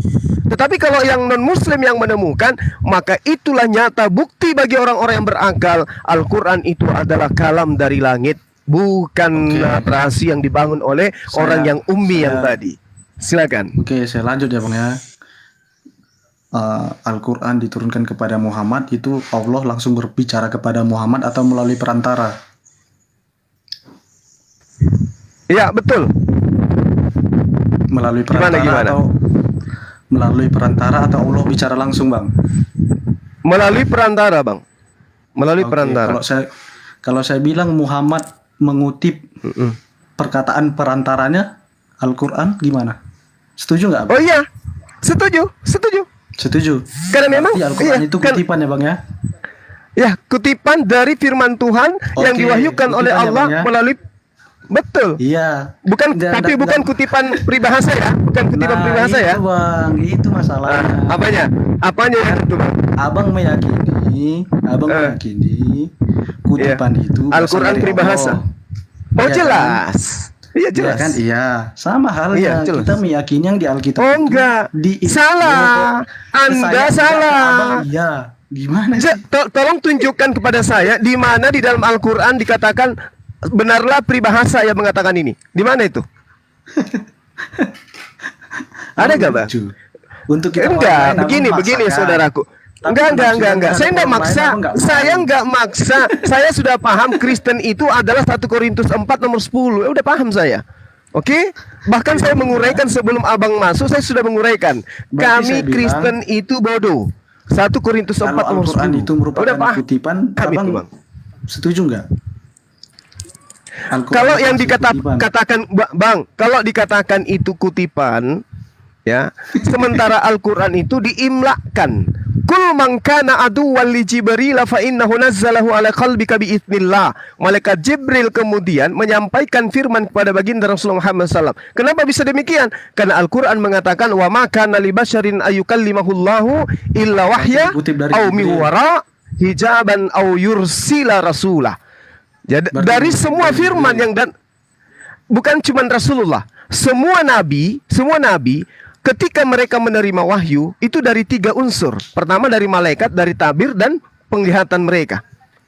Itu ada 3 tuh. Itu sudah dikatakan juga dalam kitab dalam kitab Kejadian dan juga kitab Bilangan. Jika ada nabi di antaramu, maka aku Tuhan akan menyatakan diri kepada mereka melalui penglihatan dan juga melalui mimpi. Dan berkata kepada mereka melalui mimpi. Itu udah valid itu, Bang. Tapi tidak ada Tuhan berfirman melalui peribahasa.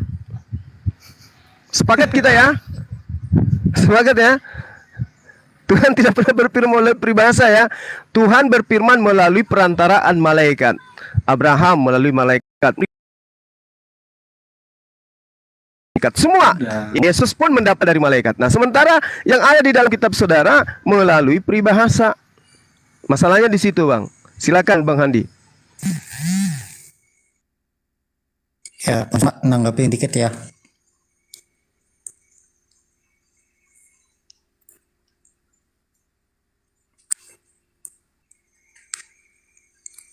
Ya, dalam Matius ya, tadi ya. Matius itu tadi menjelaskan itu sebenarnya tentang perumpamaan ya. Perumpamaan itu ya semacam peribahasa ya. Peribahasa yang dikutip oleh perkataan Yesus ya. Apa yang dikatakan ini benar. Peribahasa yang apa ya, yang mudah dicerna oleh orang supaya apa? Supaya orang itu mengerti. Oh, seperti ini, seperti itu. Sama halnya Gong. Itu peribahasa itu asalnya dari mana?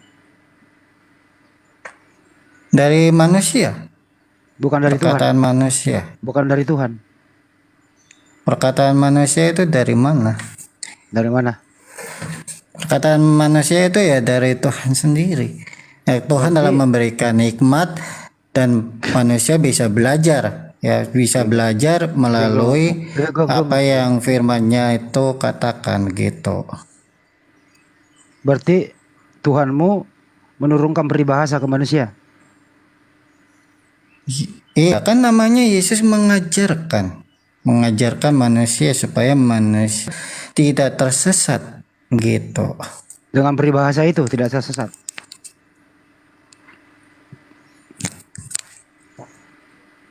Bisa diibaratkan seperti itu Bang Adi ya. Saya tidak akan panjang lebar karena saya takut salah ya. Saya juga belajar Bang Andi ya. Kita semua belajar tentang kitab-kitab ya. Saya tidak mau menyebutkan itu salah apa betul. Ya, Bang Andi dan kawan-kawan itu tanggapan seperti apa? Itu aja Bang Andi. Ya udah. Jadi perjanjian baru tidak semua firman Tuhan ya. Ya, perjanjian baru kan saya tidak berani ya karena perjanjian baru itu hanya sekilas menceritakan saja. Contohnya kisah Yesus ya, kisah Yesus yang telah lahir, mati dan bangkit. Itu yang saya tahu baca. Itu aja Bang Andi. Lanjut. Kalau kisah Yesus itu ditulis ulang itu firman Tuhan apa kisah Yesus? Nah, kalau Bang Andi bertanya ditulis ulang, sama halnya tentang Al-Quran. Al-Quran juga dalam hadis atau dalam kitab-kitab itu menjelaskan juga diulang-ulang Bang Andi. Sama halnya Alkitab. Dari perjanjian lama nanti di dalam perjanjian baru bisa disebutkan juga. Istilahnya kalau orang Jawa dikatuk-katuk gitu. Misalnya Yesus Yesus disunat pada 8 hari. Itu firman Tuhan atau sejarah waktu Yesus hidup? Kalau saya baca itu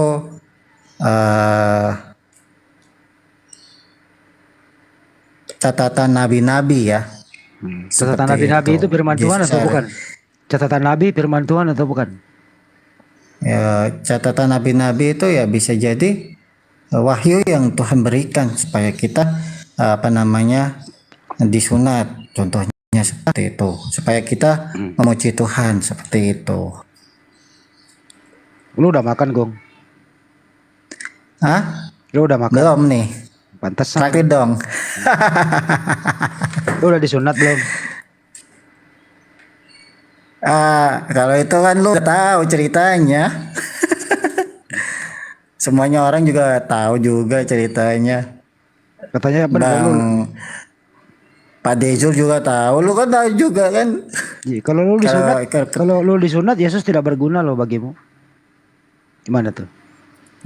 Kan aku udah sempat bilang di Zoom ya.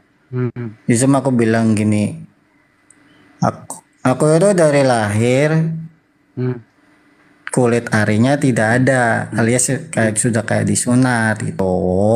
Kan udah pernah gue singgung toh. Terus singgung lagi sih. Oh. Dia udah lahir bulat. Jadi udah lahir udah dalam keadaan disunat. Iyalah. Kalau dalam Alkitab menjelaskan seperti itu, nah gue lahirnya begitu bagaimana tuh?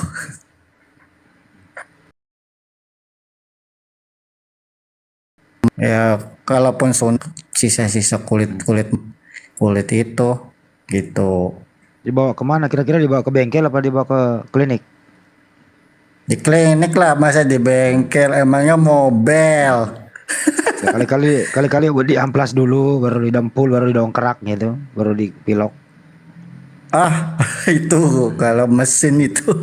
Kalau mobil itu jadi lu masih normal berarti klinik. Kira lu di bengkel, berarti lu masih normal. Astagfirullahaladzim. Ada aja lu. Tapi kenapa sih Gun lu masih mau menyembah Yesus? Kenapa? Dulu lu berjanji nggak mau lagi menuhankan Yesus. Sekarang lu masih menuhankan Yesus lagi. Kenapa? Sejak kapan gua bilang begitu? Dulu katanya mau Sejak bertobat, kapan? nggak mau lagi menuhankan manusia. Kapan gua bilang gitu? Jadi tetap konsisten menuhankan manusia. Kenapa?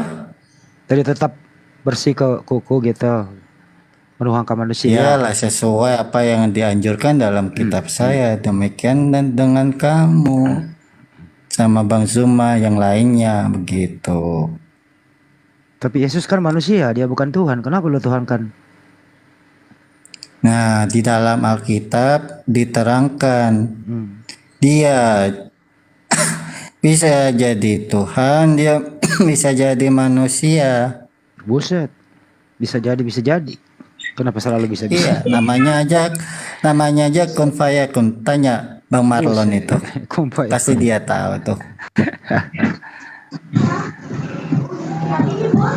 Lu kalau berdoa kemana sih? Gue berdoa ke bapaknya Yesus atau ke Yesus?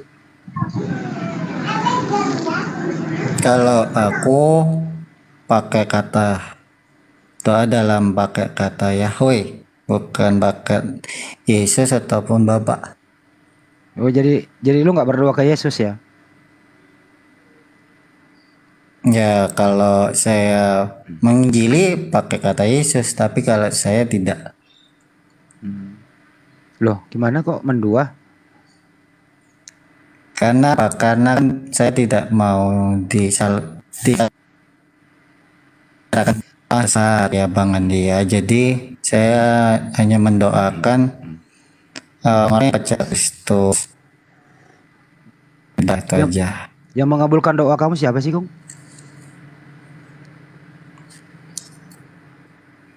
Jelas Tuhan. Yang mana Tuhan yang mana? Tuhan semalam. Siapa nama Tuhan itu yang mengabulkan doamu? Itu banyak ya. Dalam kan 92 kalau salah baca. Lu jawab. Siapa Tuhan? Siapa nama Tuhan itu yang mengabulkan doamu? Siapa?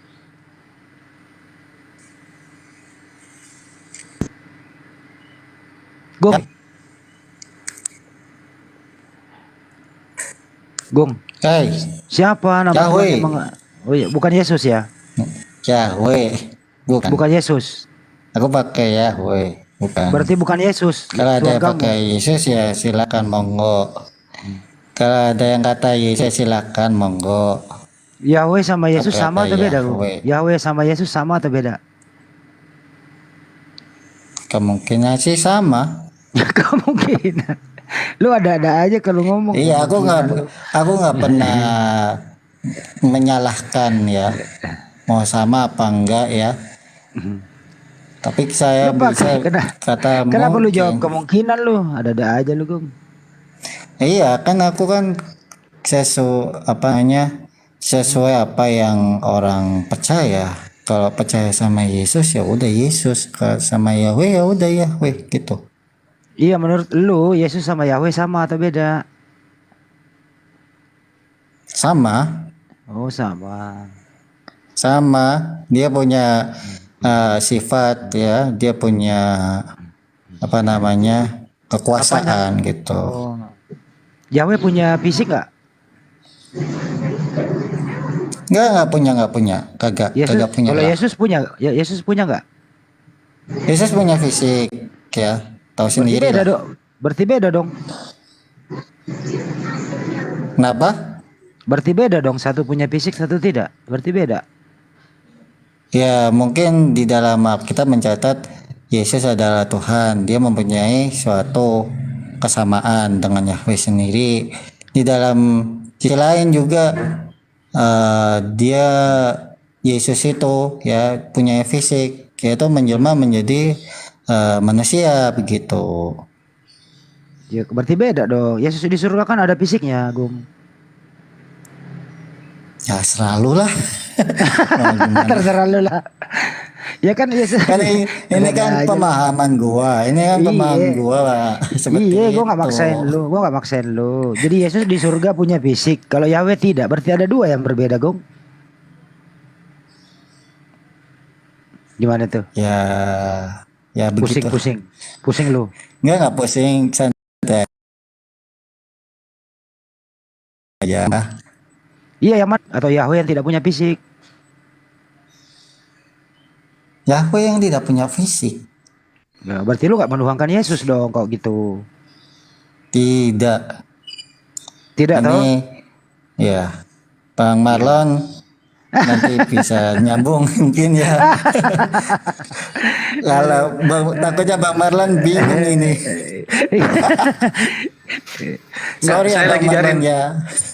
Saya lagi biarin Handi aja dulu, biarkan Handi berkreasi dengan pertanyaannya dulu. Enggak, gue ngobrol santai sama Agung, gue ngobrol terbiasa sama gue, Lon. Gue udah biasa sama dia. Lanjut aja Andi, lanjut aja Andi. Lucu kan? Dengerin dialog kalian berdua aja dulu. Lucu nggak? Menurut lu lucu nggak? Lucu. Iya lucu, karena Agung bingung. Yesus punya fisik, Yahweh tidak punya fisik. Enggak, yang lucu pertanyaanmu bukan jawaban Agung. Oh ya? Masa sih?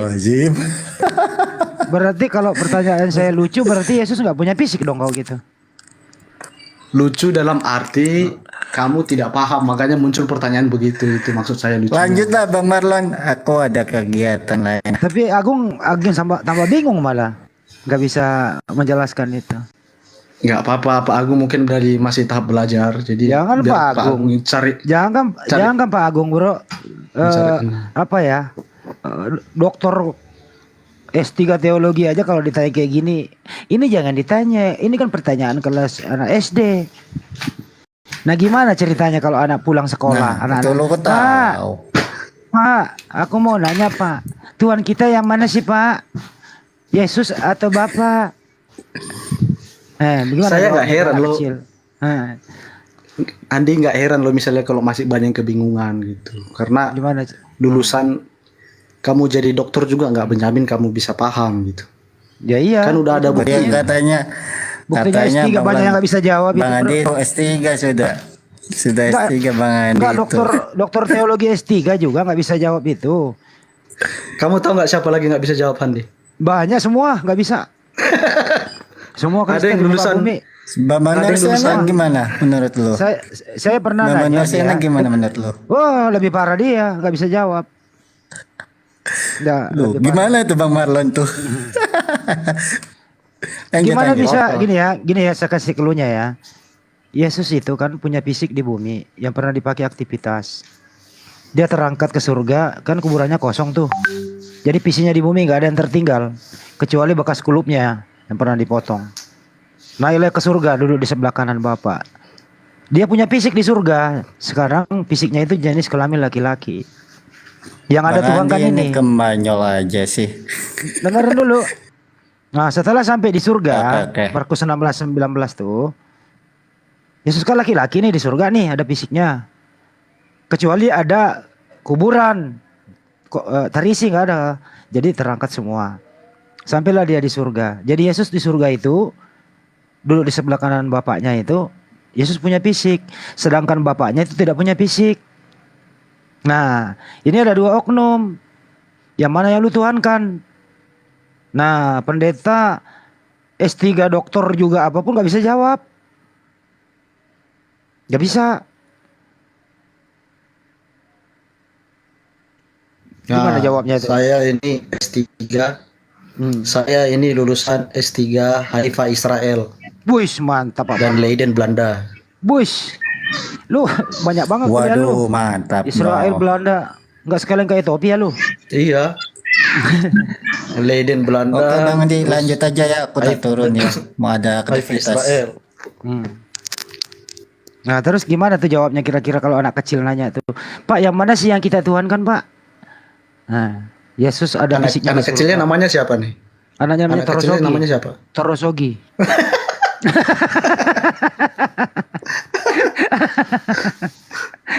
Ada aja lah. Torosogi. Iya benar ada anak kecil Torosogi namanya. Ya. Bener loh bro itu Marlon bro, sulit loh dijawab itu. Kecuali lu mengatakan bahwa ya Yesus kayak Airben boleh pernah menjawab. Yang memegang peranan penting yang disembah itu adalah Bapa. Yesus itu adalah masih Mesias di sana dia. Kecuali Airben tuh jawab jujur kayak gitu. Ya kalau Yesus only oneness, ya Bapa Yesus itu sendiri. Nah kalau Bapa Yesus itu sendiri artinya Tuhan Anda punya fisik. Bapa tetap ada di dalam fisik Yesus, roh Bapa itu. Nah kalau menyembah Yesus berarti Anda menyembah manusia yang berjenis kelamin laki-laki, itu oneness itu. Gitu loh. Tergantung bro yang jawabnya seperti apa. Itu loh ya. Nah kalau Anda mau dua ya silakan saja. Misalnya kalau kamu berdoa melalui Yesus, Bapa yang mengabulkan. Berarti ada dua di sana oknum. Belum lagi Roh Kudus entah kemana. Jadi apa? Inti pertanyaanmu itu apa? Ya inti pertanyaannya ya lu Tuhan kan yang mana di surga? Yang punya fisik atau yang bukan punya fisik? Yang punya kata yang tidak punya fisik. Yang namanya Tuhan. Pusing kan lu? Yahweh. Ya ini baru mau dijawab kan nih. Lu kecil suara lu bro. Kecil ya? Iya. Dengar, udah jelas gak belum? Belum. Mendingan dikit sih, cuma kecil serius.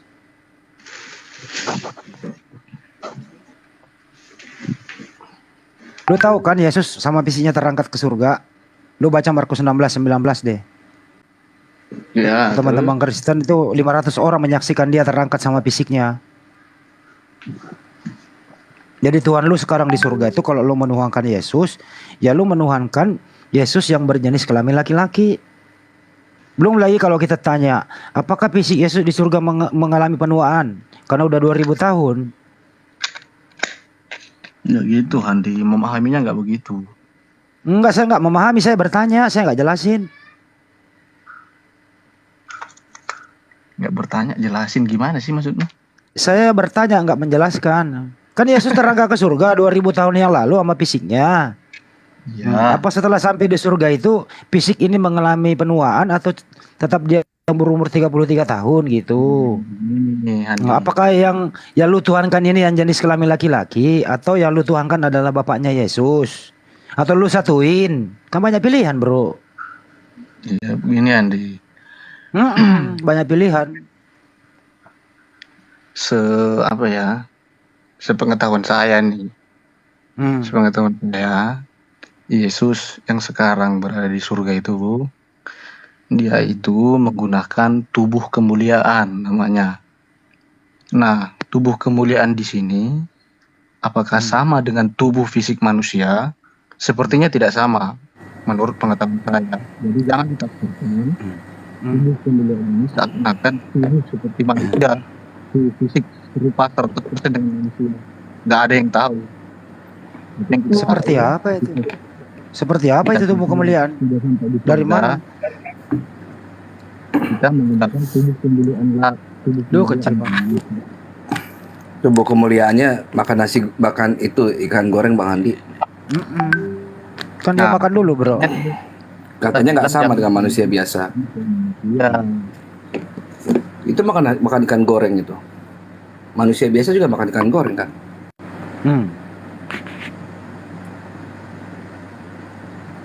Ribet bro, ribet serius. Mending ini aja Lon, gue nggak menuhankan Yesus kok. Yesus itu utusan, gue menuhankan bapaknya Yesus, kelar. Daripada lu paksain menuhankan manusia bro, ribet lu jawabnya.